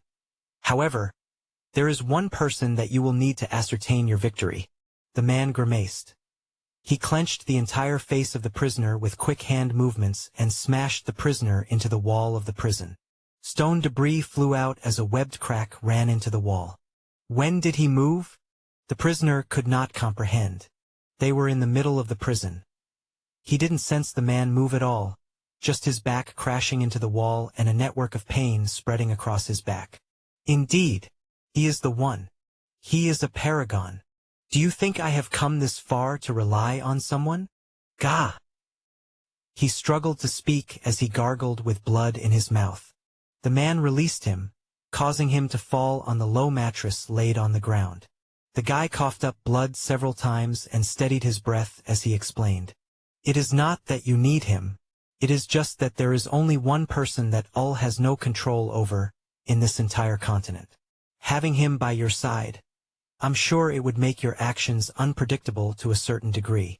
The man furrowed his brows, lingering for a few seconds before inquiring, "And who is this person?" I don't know. But having me by your side will help you find him faster. Have me with you, and I shall pave the way for your majesty to tread." The man narrowed his eyes viciously for a second, then pocketed his hand. "What good are you? I have waited 23 years for this moment. I have prepared in every way for the day you shall approach me, for the day that the purge will begin, the day that the revolutionist shall rise again. I am every good that you need." The man's eyes ignited with a subtle but intensely mad spark. "You said the purge. You really know. I am your ultimate weapon." Silence settled in the dungeon as the man examined the prisoner kneeling before him, his eyes carrying a weight of overwhelming authority. Chapter 513. Alistran. Northern, Ryan, and Shin stood in front of Thalen's table.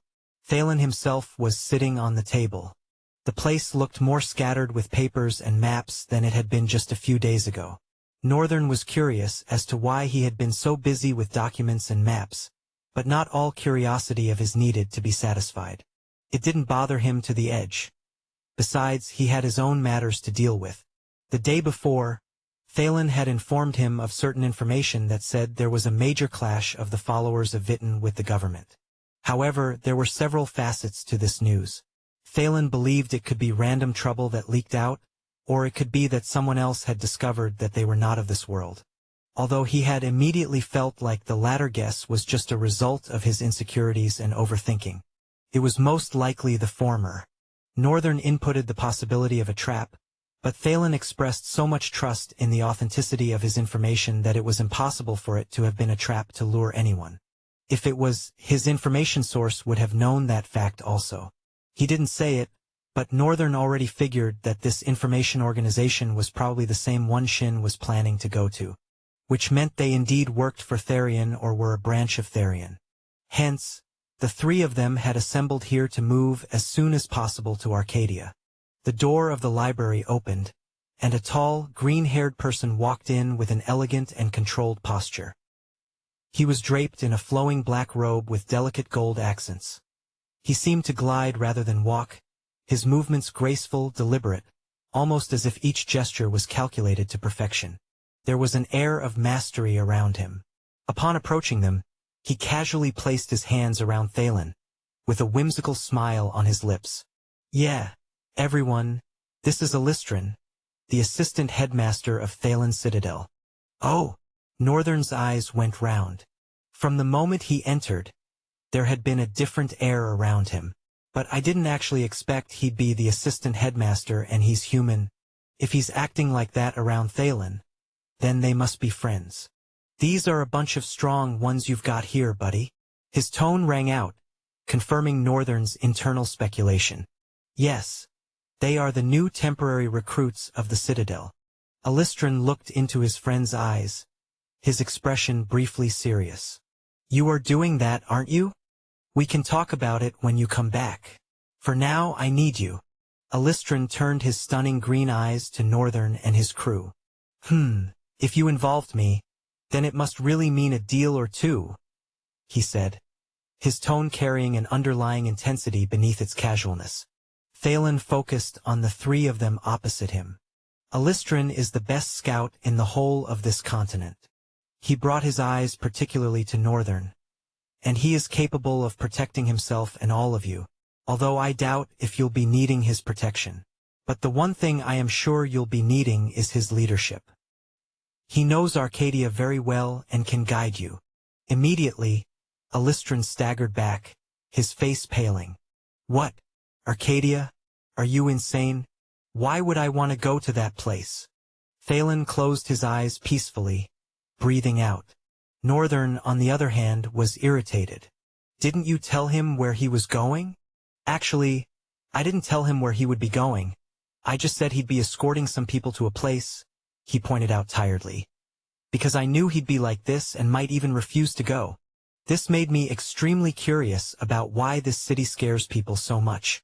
No, this is not a matter of me being like this. I really don't want to go there. You know I need to lay low for a while. And you will be laying low. No pressure, they are well enough to protect themselves as you can see. Alistran took a moment of pause, examining the three people standing before him with a scrunched-up face. Then he turned his eyes to his friend beside him. I'm serious. I really won't interfere no matter what. You won't need to, Northern responded before Thalen could, a cold glare freezing the air between them. His voice was sharp, like a blade cutting through the tension, leaving no room for doubt or discussion. Alistran stood up, placing his hands on his waist, letting out a weird chuckle. Well then, I am satisfied. I will take you to Arcadia and show you around. Thalen sighed, as if he had just dodged a bullet thanks to Northern. He then intoned, Please, you guys can carry on.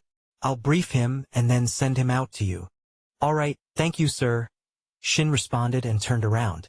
Northern glanced at both of them before turning around to follow Shin and Ryan. After the door got shut, a deadly serious expression rose on Thalen's face.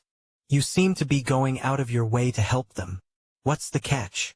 I know I said not to interfere, but there's something I need you to do for me.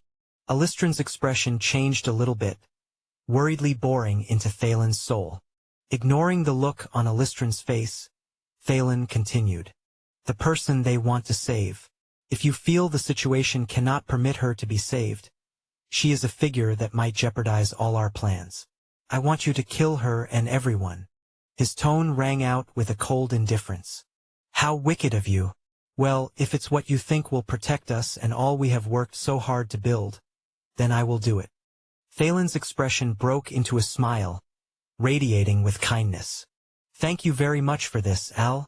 For all you have been doing. Alistran's expression froze for a moment with a smile. He tapped Thalen's shoulders, his pleasant smile almost glowing. You don't need to thank me. I thank the day I met you 20 years ago because of it. I have been able to live my life so fulfillingly. If I die now, there's nothing to regret. Thalen's eyes narrowed. You won't be dying. It's Arcadia. That damn place has an element of unpredictability. It will be fine as long as you don't run into them. And what are the chances of not running into them? Thalen did not respond immediately, but Alistran was not waiting for his response either. He smiled and dragged Thalen into his embrace, wrapping his muscled arms around and tapping his back. It might be a last farewell, but don't be emotional. With or without me, you can do this. Just don't be too hard on yourself. Thalen felt an unexplainable, powerful ease settle into his entire soul. He bit down on his lips and forced himself to mutter, Thank you, but please, don't die. Chapter 514, Mr. Tour Guide. Northern had been worried about how their journey was going to go, solely because of the warp gate issue. Of course, he had a little money right now. Thalen had been an incredibly helpful source recently. Apart from paying Northern for helping him to successfully scout potentially powerful drifters, he helped register Northern's identity as a regular drifter, not the incomplete license he had before. Now, Northern could present his identity card to any citadel, government official, or security avenue that demanded it. Thalen also helped him to open an account with the Central Plain Silver Bank. There were 3 kinds of banks in the Central Plain: the Silver Bank, the Gold Bank, and the Diamond Bank. The Silver Bank was mainly used by commoners and low-ranked nobles at large, a population that wanted to save and withdraw their money in credits. Since the circulation of orens was scarce and that of CRYSTS was even scarcer, the Gold and Diamond Banks presumably served higher-ranked individuals or merchants, dealing in orens and CRYSTS respectively, though the circulation of these higher-value currencies was limited. Silver banks facilitated everyday transactions and savings for the majority of the population. Commoners used the bank to store small amounts of wealth and withdraw for basic needs like food, rent, and trade. Essentially, the silver bank's focus was maintaining economic stability among the lower classes by encouraging savings and providing security for modest amounts of wealth. The gold bank supported large transactions such as land purchases, investments, and trade deals. It served as a repository for wealthier individuals and entities, helping them manage larger sums of money in a stable manner. They encouraged investment, business expansion, and larger-scale trade among the elite class and successful merchants. The diamond bank functioned as a major motor of the economy, used for the rarest, most valuable transactions, such as financing wars, funding major trade expeditions between nations, or controlling powerful assets like rift resources and unclaimed territories. They operated as a hub for controlling the economy on a macro scale, influencing the overall economic stability of nations and regions. Every drifter without a nobility title or high-ranking government office was required to open a silver bank account, even if they were merchants. The banking system could also be considered a sort of ladder that enabled one to climb higher in the economic system of the Central Plains. But in a likewise pattern, it could also lead one to descend lower in that same economic system.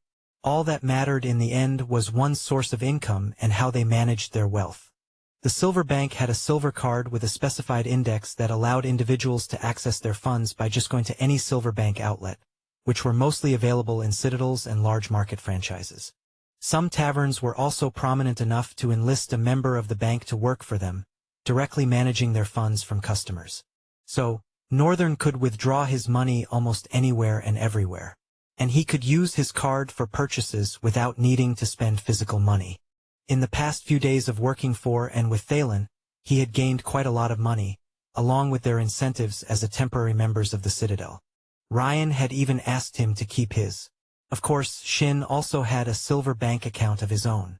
Looking at his card, Northern grinned a little before tucking it back into the pocket of his fitted black pants that tapered smoothly down to his heavy, rugged combat boots.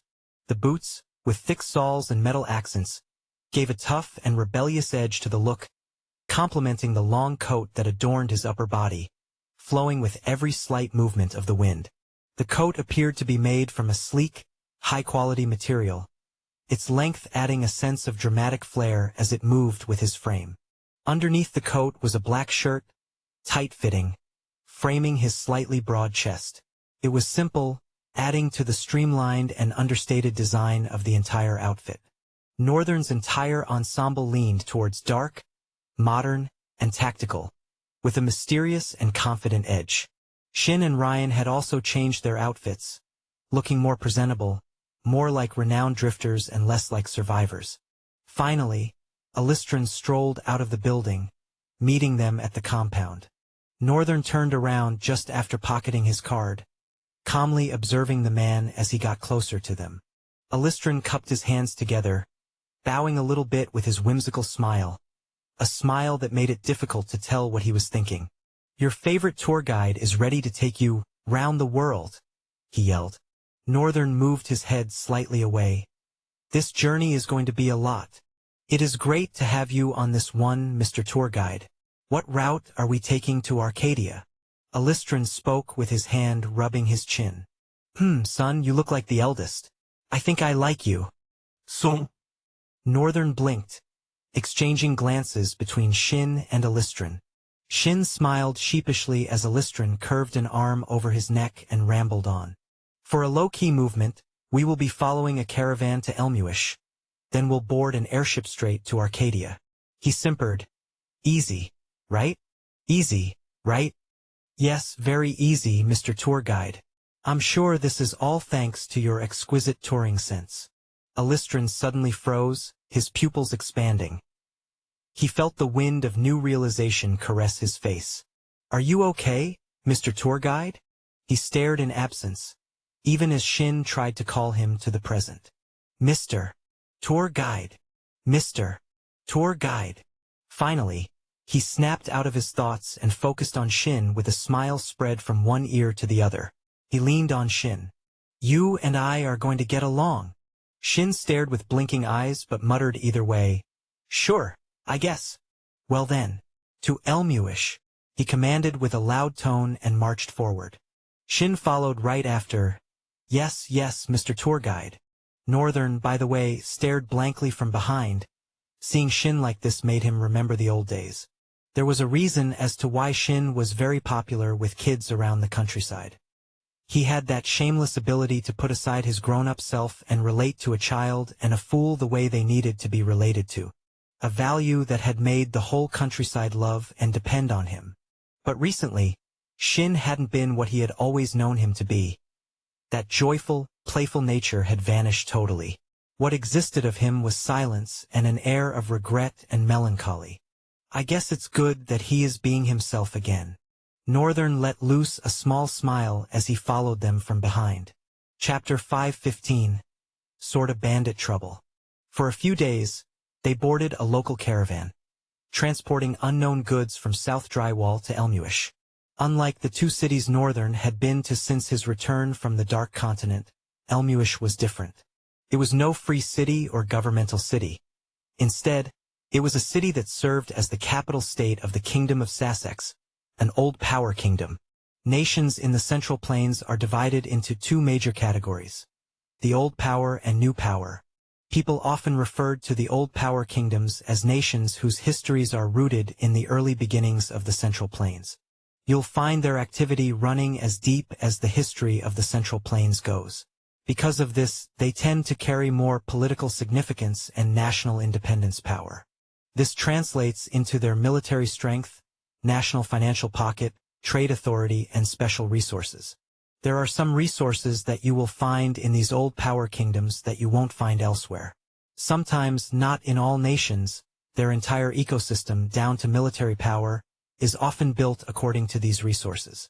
These resources are usually normal materials that have been affected by soul essence and the effect of several rifts manifesting in certain areas for an extended duration.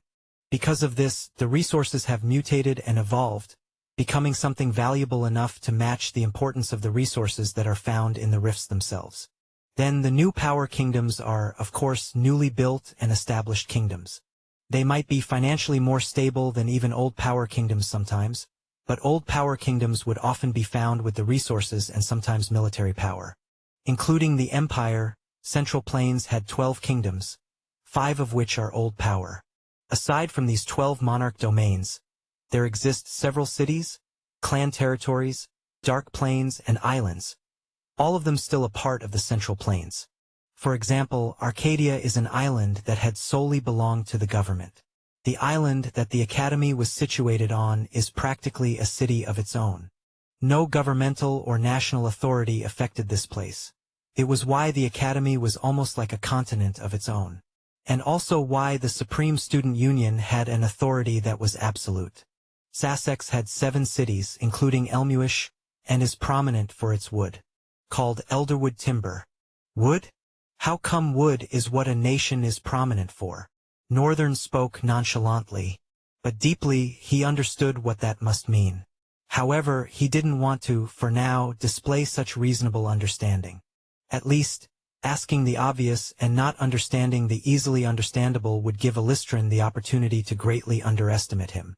Although he didn't need to pretend to that extent for Alistran to underestimate him, he was 16. Everybody underestimates him.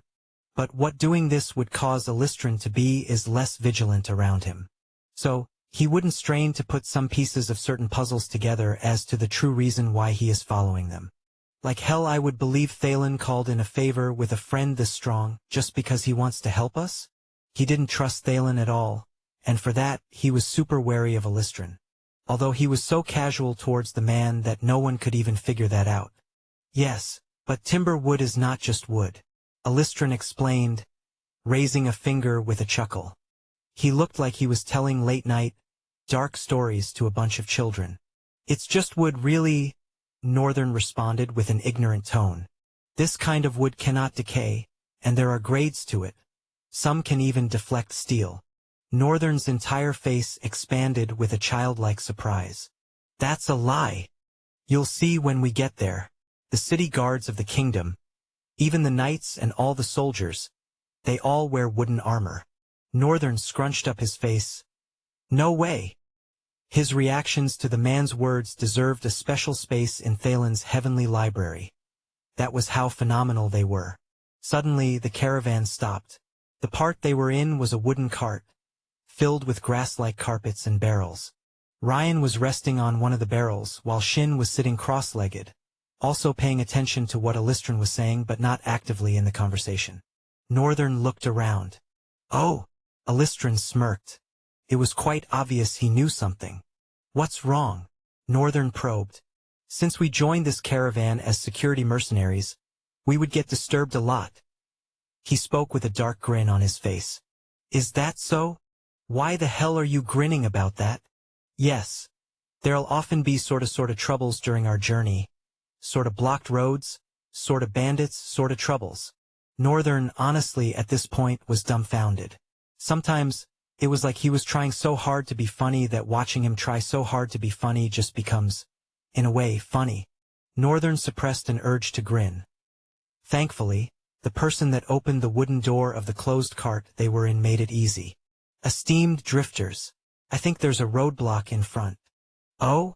Roadblock, Alistran said, caressing his chin with his thumb, index and middle finger. Yes, sir. What do we do?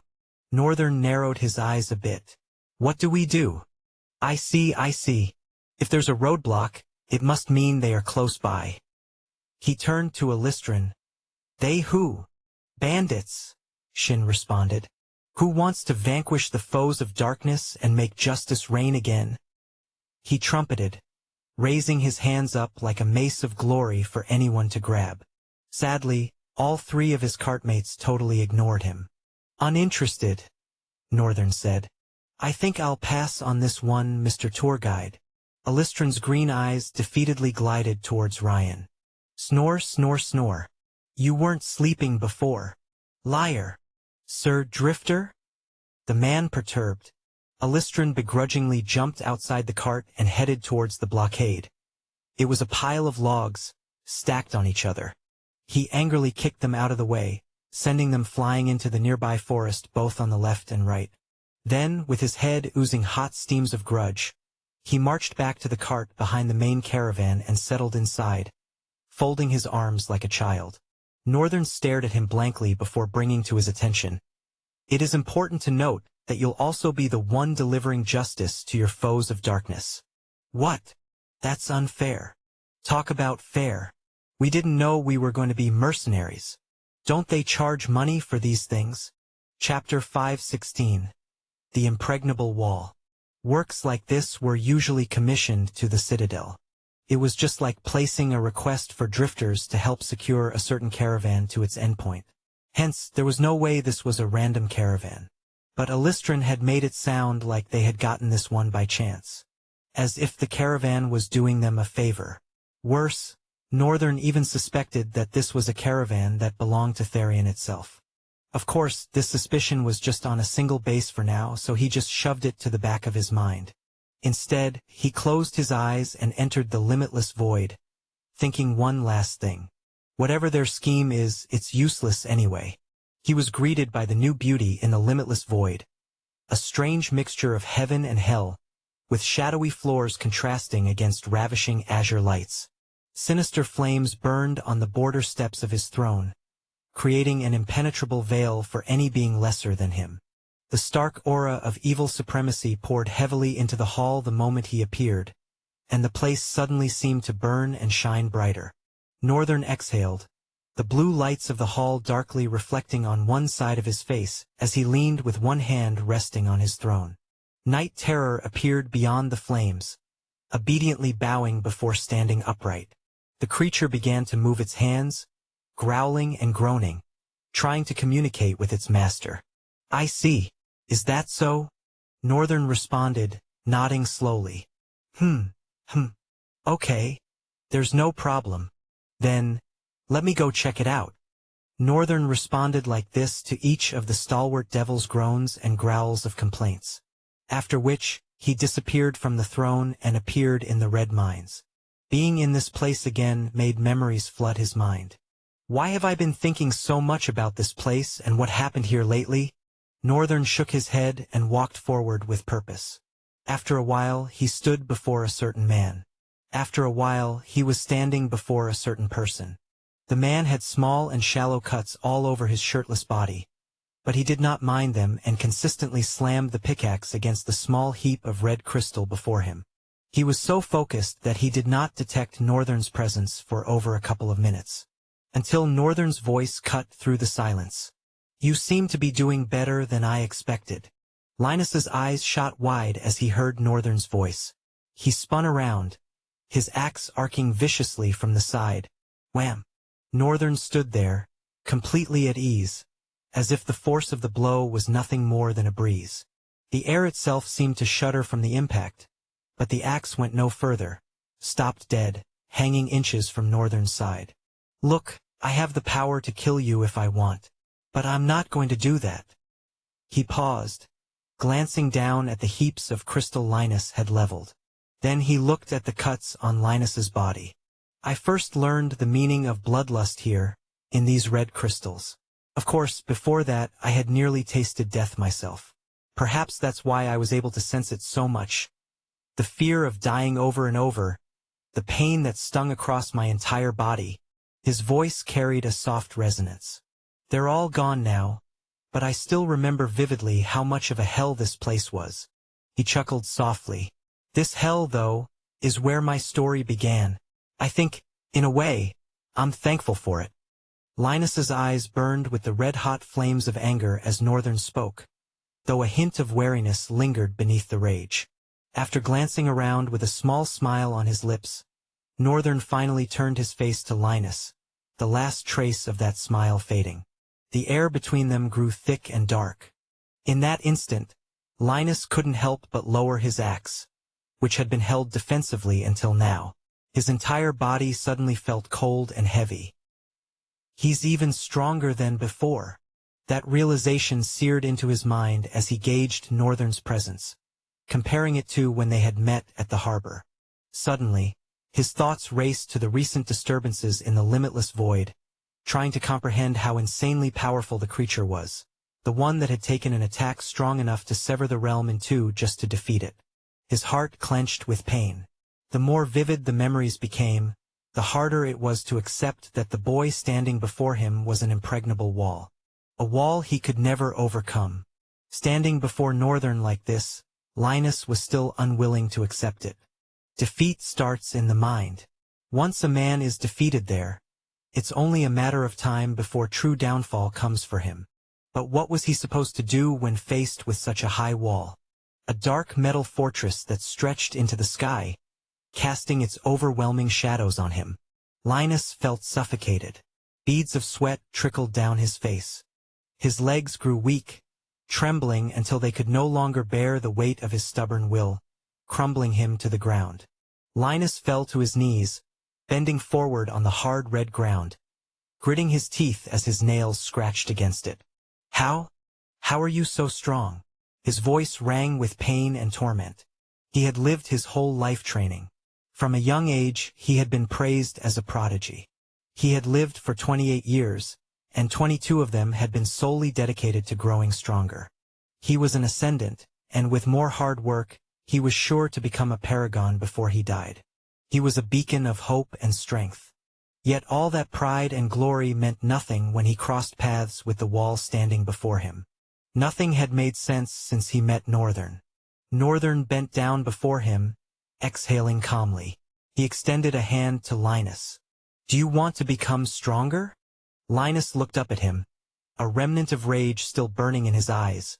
But there was also pain, torment, and a swelling resolve in his hardened gaze. "Are you going to tell me to serve you?" Northern wrinkled his nose in disgust. "What? No. Serve me? Why? So you can stab me later? No, you're not going to serve me. I want to employ you." Chapter 517. Jesai vs. Black Mamba. Northern appeared in the tower, sitting cross-legged as he watched the duel between Jesai and Black Mamba unfold. Both their spears sliced through the air like streaks of black and red lightning. The faint sound of steel slicing the wind hummed in the space between them, followed by the rapid, rhythmic clash of weapons meeting in flashes of crimson and shadow.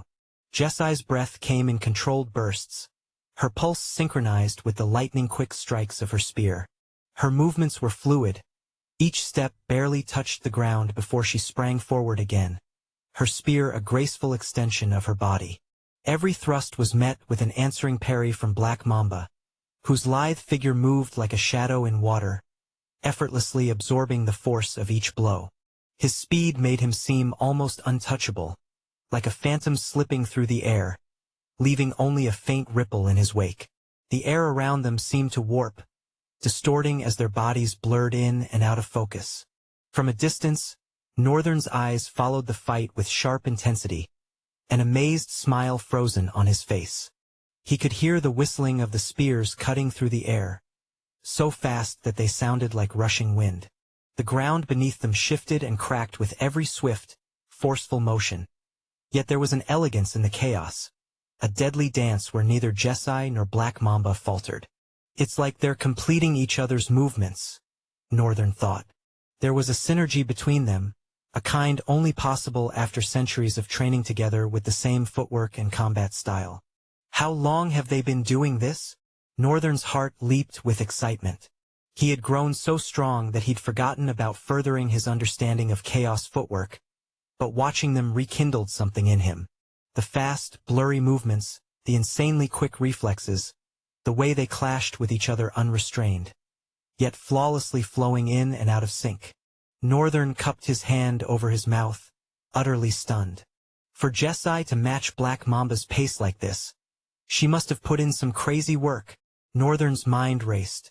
Clearly, Jessai's stamina was nothing compared to Black Mamba's, but her focus was razor-sharp, her senses heightened as she predicted Black Mamba's next move, a feint. She spun gracefully to avoid his spear, the tip barely grazing her side. She could feel the shift in the air against her skin, as if the weapon had carved space itself. Black Mamba's eyes gleamed. His lithe body twisted as his shadowy black spear whistled through the air with brutal precision. But Jessai moved in tandem with his strikes, countering each one with her own. The clash intensified, their strikes echoing across the room. Sweat glistened on Jessai's skin, and the taste of iron lingered in the air, blending with the sharp, metallic tang of their weapons. Northern watched, his lips pressed into a thin line as he assessed every movement. For a brief moment, everything slowed. Jessai saw an opening, a faint crack in Black Mamba's defense. She surged forward, her spear gliding in a perfect arc toward him. But Black Mamba twisted, his body bending unnaturally fast. His spear swept low, deflecting hers with a sound like steel sliding against glass. The force of the deflection sent a shockwave through the ground, scattering sharp sparks and gravel into the air. Northern inhaled deeply, sensing the shift in momentum as both fighters recoiled, their bodies tense, ready for the next strike. And then, as if cued by the same silent rhythm, they moved again. Faster this time, a blur of movement so intense it was almost impossible to distinguish where one began and the other ended. Jessai, her breath now sharper and quicker, pressed the attack. Her spear danced in her hands, swift and unpredictable, each strike building upon the last. She wasn't just reacting. She was pushing Black Mamba, forcing him to adapt to her relentless assault. Her stamina waned, sweat bubbled on her skin, yet her precision sharpened with each passing second.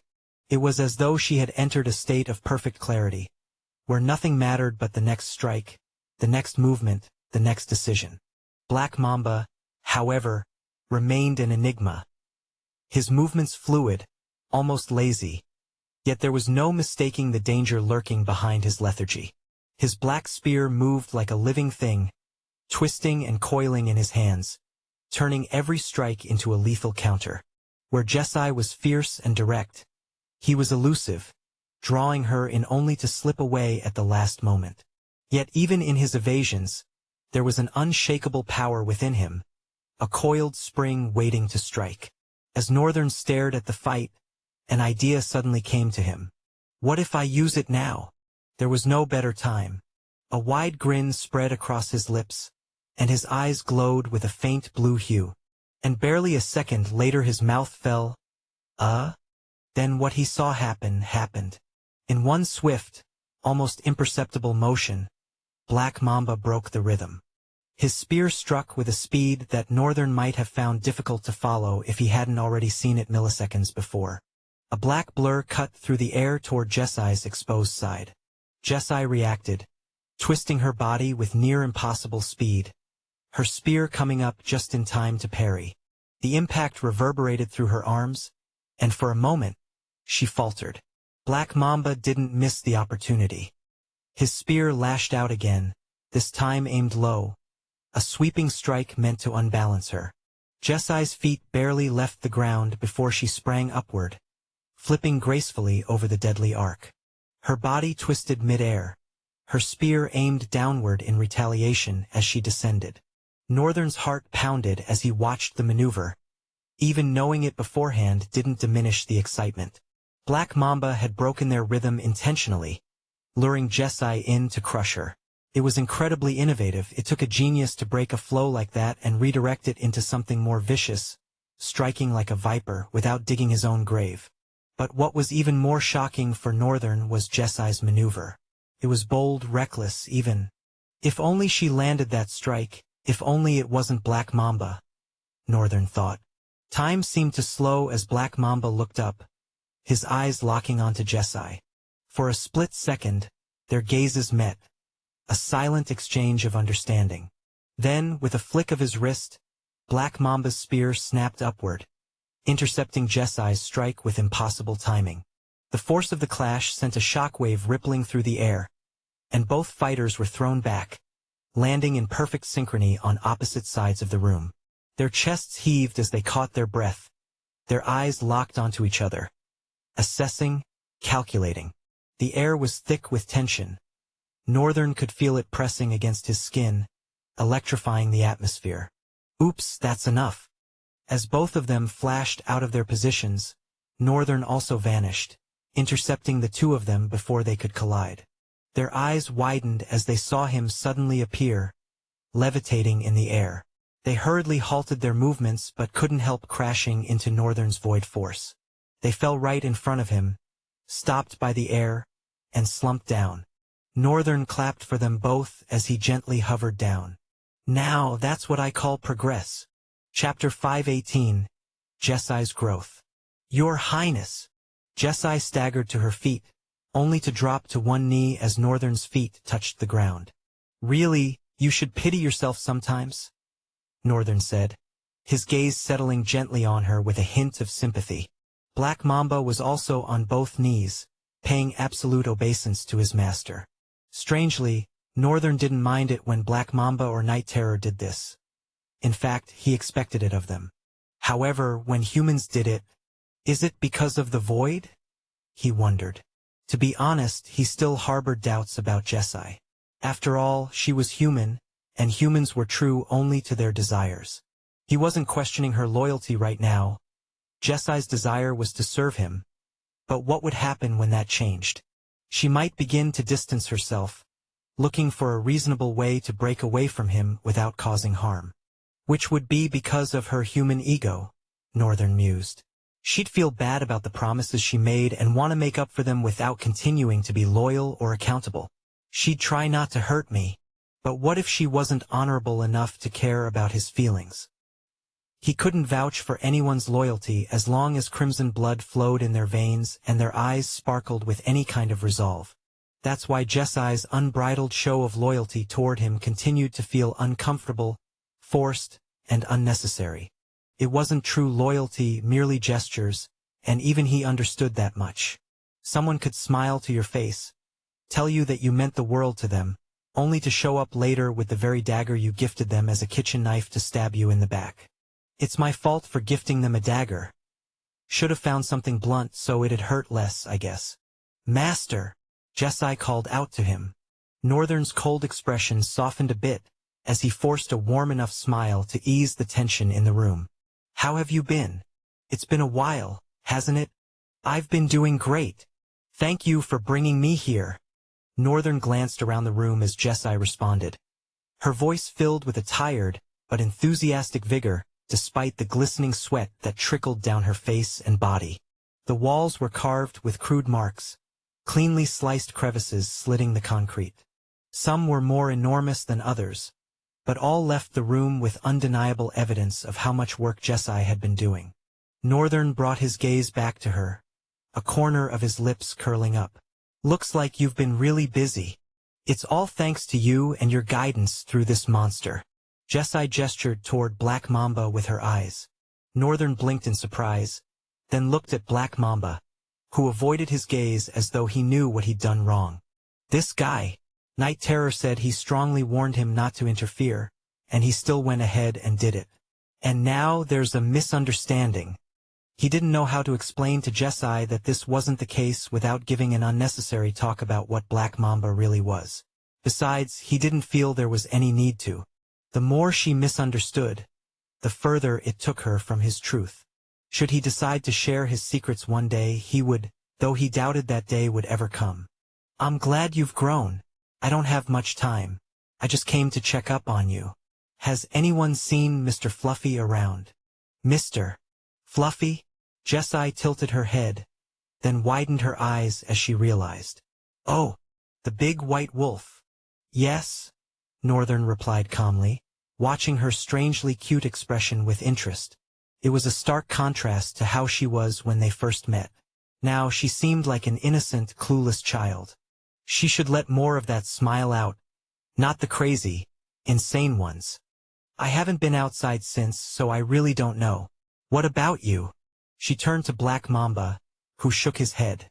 "I see." Night Terror unfurled in a mass of black tendrils, manifesting into a kneeling position. He looked at Northern and growled with hand gestures. It was oddly comical to see such a sinister being try to mimic human behavior. Tugged at Jessai's heart with confusion. What were they? How were they connected to Northern? These questions had plagued her mind since the day she first saw them, but she had pushed them aside, unwilling to ask. It wasn't her place to know. Northern's gaze suddenly grew distant as he stared forward, spaced out. A second later, his eyes refocused, and a smile spread across his lips. "Night Terror, find out what Mr. Fluffy has been up to." Then he turned to Jessai. "Keep training. I also think you should head to the Red Mine. There's a lot for you to learn there." With that, he vanished from their sight. As soon as Northern disappeared, Night Terror shot Black Mamba a death glare before melting into the ground. A warm smile of fulfillment crept across Jessai's face. She clenched her fists and jumped up happily. "Yes, I managed to impress him." Black Mamba clapped for her, though his expression was bored, and the clap was very dull. But Jessai didn't even notice. Her eyes radiated with renewed resolve as she vowed, "This is just the beginning of my growth. I'll become strong enough to protect you, Your Highness." Black Mamba clapped again, disinterested in her feelings but genuinely wanting to cheer her on, as she often did for him. During their training, whenever he managed to evolve a move they had both been stuck on, she would always clap. He had no idea how or why it worked, but he assumed it did. Another really creepy thing he was learning to do was smile. Northern opened his eyes to the slight warmth of the cart they were in. It was deep into the afternoon, and the light hidden behind the horizon seemed extra harsh today. But that didn't really matter. He was more interested in Alistran, who was kicking bandits away as if they were mere balls. Chapter 519, The Old Joker. Northern and Shin, from inside the enclosed cart, peeped out through the window, watching as Alistran dealt with the bandits. Fascinatingly, he didn't seem to put any significant effort into it. His hands were crossed behind his back as he nimbly kicked them around. His movements were fluid, like a well-practiced dance. His feet barely touched the ground, yet the force of each kick sent a bandit sprawling through the air. The way he moved, almost as if the very air bent to his will, made it hard to believe the bandits stood any chance at all. One of the braver ones charged Alistran from behind, a deadly blade drawn, but Alistran didn't even bother to turn around. With a sharp pivot, he lifted his foot and kicked the bandit squarely in the chest, sending him flying back into a tree with a dull thud. "Wow, he makes fighting look so easy," Northern commented. It's probably his combat style, Shin replied. How so? Northern paused for a moment, recalling that Shin was supposed to be a well-versed drifter with extensive combat experience. Not to mention, he was a scion of the Kageyama clan, though whatever that meant to Shin in the present was unclear. Recently, Northern's desire to grow stronger and develop his own combat style had been rekindled, thanks to Jesai and Black Mamba. If he needed a teacher, and he felt he did, his father could be the one. After all, he was a deadly warrior, or could be, since I haven't seen the extent of his combat abilities. But in the past, Shin had vehemently refused to teach him anything regarding combat, especially the Kageyama style. As Alistran effortlessly dispatched the last of the bandits, both Northern and Shin settled back inside the cart. Northern studied Shin for a few moments before speaking. "Father," he called softly. Shin turned to Northern, slightly surprised. He almost felt as if Northern had been trying to avoid calling him father since they returned. But then again, he wasn't too surprised. He knew his son had always been a complex individual. "Yes, my son," Shin responded with a warm smile spreading across his lips. Northern looked down, hesitating as if he were waiting for something. Then, as Alistran re-entered the cart, Northern continued, "I would like to learn martial arts from you." "Oh!" The old joker couldn't help but be awed by the first words he heard upon joining them. Even Ryan seemed to have slightly opened his eyes, though no one noticed. Shin stared blankly for a moment, blinking before recovering. "But you're strong. What would you need that for?" Northern chuckled faintly, looking down with darkened eyes, memories surfacing. "When I first held a weapon, it was to defend myself against a horror I knew I was powerless against. Do you know what saved me?" Though his tone was questioning, Northern didn't seem to expect an answer. He continued after a short pause. "The drills we had while growing up. And saying they saved me is an overstatement. They were useless anyway. Things wouldn't have been any different even if I could wield a sword at the time. But maybe, down the line, I could have prevented the crude injury I sustained." He chuckled, dispelling the tension that had begun to settle in the air. There were people my age who could already fend for themselves, defend and fight monsters because their family lineage taught them how.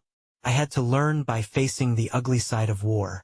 Every battle I fought was an intense struggle to survive, to live just a second longer. Northern let out a pale smile as memories of the wars in the kingdom of Redmine filled his mind. He took a moment to reflect before getting to his point. "In those situations, the sword became an ally, something I grew accustomed to." His eyes glinted with renewed resolve. "I won't deny that I'm strong, but when it comes to close combat, I'm weak to some extent. I only compensate for that weakness with the versatility of my skills. But what I want is to grow without any weaknesses. I don't want my talent's versatility to patch over my flaws. I want it to conform to the peak of my potential, creating a non-stereotypical, ever-changing combat style." As Northern fell silent, he heard someone sniffing. He blinked. Alistran." The situation was quite embarrassing for Northern, having shared a fragment of his past, something he rarely did. Of course, there was a reason for this gesture, though he hadn't expected it to have this much impact on Alistran. "I'm sorry." "I'm sorry for sobbing," Alistran said, wiping his eyes. "Hearing about the cruel past you endured, my heart couldn't help but wane for you. You're so young, and you've already faced so much in life. I wish my son could learn from you." Northern was so taken aback that his jaw dropped. "How does an irresponsible man like you even have a son?" Alistran immediately glared daggers at him. Even Shin's expression folded into a frown, silently conveying, "That was rude." Northern quickly realized his mistake. "Oh crap, did I say that out loud? I'm sorry, I didn't mean to." Alistran scoffed and then giggled. "It's understandable. At my age, people think I should be more serious about life. But what's life without a little fun? As long as it's just a little." Northern made sure to keep his mouth sealed this time. But Northern was more inclined to think that Alistran's definition of little could be unreasonable. Since the beginning of their journey, Alistran had been cracking one joke after another. His casual way of speaking was always laced with humor. Northern didn't find his jokes particularly funny, but sometimes Shin did. The two seemed to get along strangely well. Shin knew how to stroke the old joker's ego in a way that made him want to keep being himself. They even seemed somewhat alike when Northern compared the past Shin to Alistran. The only difference was, while Shin was jovial and lighthearted, he was also truly honest, in both words and deeds. But Alistran? He's full of shoddiness. Chapter 520. The Wooden City Part 1. Everything about Alistran, from his head to his toes, screamed to Northern. See me, I am shady as hell. It was perplexing that he couldn't figure out what exactly the old joker was thinking. But Northern wasn't in a rush. You see, I've decided to live my life by following my gut and instincts, Alistran said. That way, I've managed to survive deadly situations. My gut and instincts have brought me this far, boy, so I'm unapologetically myself. I just hope my son understands that one day. Alistran sighed. Shin immediately patted his shoulder. I'm sure the young lad will come to appreciate your nature and find value in your philosophy. Right? I know, right? Alistran's tone rose excitedly. As Northern listened to Shin, the more he spoke, the less he resembled the father Northern once knew. What the hell is that? He sounds so nice. I think I might puke. Amid the light-hearted atmosphere, Alistran grinned, gathering everyone's attention with his words. That's that. But do you want to know something right now? He grinned widely, leaning towards Northern. If you're willing to share, I guess. Northern replied shyly. The old joker slapped his thighs as he sat cross-legged. My gut and instincts are telling me you need to learn my unique combat style called Vikora. Northern tilted his head slightly. That's quite a unique name. Is it a heritage? Heritage? No, boy, it's nothing that grand. It's just a kick-ass combat style my decrepit family with forgotten histories passed down to me. At first, it seemed useless, but under my genius intellectual introspection, I found its flaws and rewrote it. Then I learned it better. His countenance fell as he continued. Sadly, though, since I rewrote this combat style, no one has been able to learn it. I've tried teaching it to some renowned drifters, but it was no use. He spoke with a dull tone. You'll probably not get it either, but there's no harm in trying. Shin smiled brightly. I'll do my best to hone your combat skills to their peak, identify your flaws and shortcomings, and then we can start working on those. Northern's lips curved up, a dangerous yet tender smile forming as he said, Thank you. An unheard voice, thin as nylon, suddenly cut through the air. Me too. Everyone turned their faces to Ryan. He's been listening this whole time? Alistran asked in stunned surprise. Shin nodded, wide-eyed. It seems he even sat up and crossed his legs. And we didn't notice. Wow, how is he so sneaky? I have no idea. Northern shook his head in dismay as the two of them kept babbling on. He leaned back and thought about what had just transpired. He wasn't sure Alistran would jump into the conversation at all. The truth was, while he wanted to check if Shin had changed his mind about teaching him the Kageyama style, Northern was also curious to learn Alistran's kick style. From the old joker's behavior, Northern predicted he would eventually jump into the conversation and, if things went well, might even want to teach him by the end of the day. But why would anyone want to teach him? Northern was confused. Combat styles were guarded jealously. Sharing them meant revealing the patterns of your attack and defense. Once someone knew your patterns, they could potentially break them. But that was just the beginning. Breaking your defense and offense was the least they could do with such knowledge. In the hands of a genius, such information could be a lethal weapon used to destroy the drifter themselves. That's why many families guard the secrets of their combat styles, which was probably why Shin had refused to teach him. Shin had insisted it was dangerous. It was a big deal to teach another drifter your combat style. Being a man as shady as Alistran, Northern didn't expect him to agree to it. But then again, the way Alistran spoke about his combat style made Northern wonder. Perhaps it's not his main style. Then again, Alistran said it was unlearnable. Maybe he was confident Northern wouldn't be able to learn it either, possibly due to something he had done to it. Crap. I hate how I can't tell. Trying to figure out what Alistran was thinking suddenly seemed harder than counting a bag of tiny grains. Northern resisted the urge to scratch his head and leaned against the wooden wall of the cart, sighing. At last, the cart finally stopped, and the driver opened the door, announcing, "We've arrived at Elmuish." "Oh, we have?" That felt fast.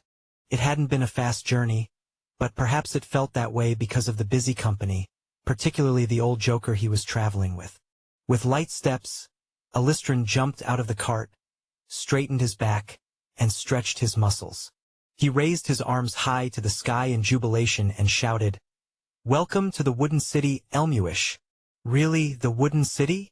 It sounded funny at first, but a second later, Northern was stunned to discover that Alistran was completely correct. Everything about the city was wooden from beginning to end. Even the knights moved with a graceful yet imposing presence, their armor a testament to the craftsmanship of Elmuish. Their uniforms were a blend of functionality and artistry, constructed from darkened wood reinforced with contrasting bands. The chest plates were carved from thick timber, intricately engraved with the insignia of Sussex, a majestic tree whose roots intertwined with runes of power, glowing faintly with soul essence. Wooden pauldrons rested on their broad shoulders, polished to a smooth sheen, reinforced with another layer of wood, giving them a commanding and durable appearance. Their gauntlets, fashioned from flexible wooden segments, allowed for both dexterity and protection, each fingertip capped with sharp wooden claws.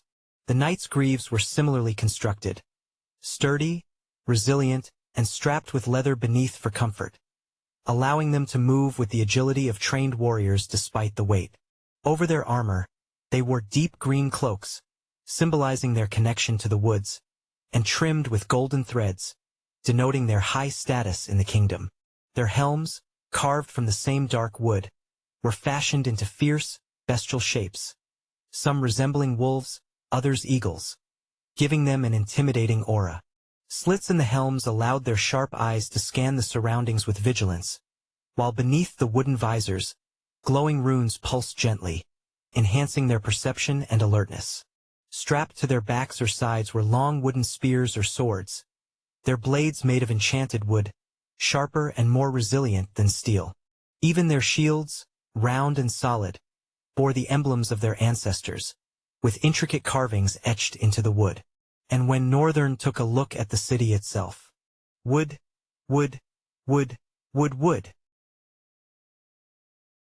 If you want access to fast updates or the full novel in high-quality audio, contact me now and buy. I offer over 300 complete audiobooks from Pocket FM, Webnovel, Audible, and more. No locked episodes, no subscriptions, just one-time payment via PayPal or Ko-fi. Message me directly on Telegram or WhatsApp, or check out the full list of available novels on Discord. Start listening to your next favorite audiobook today.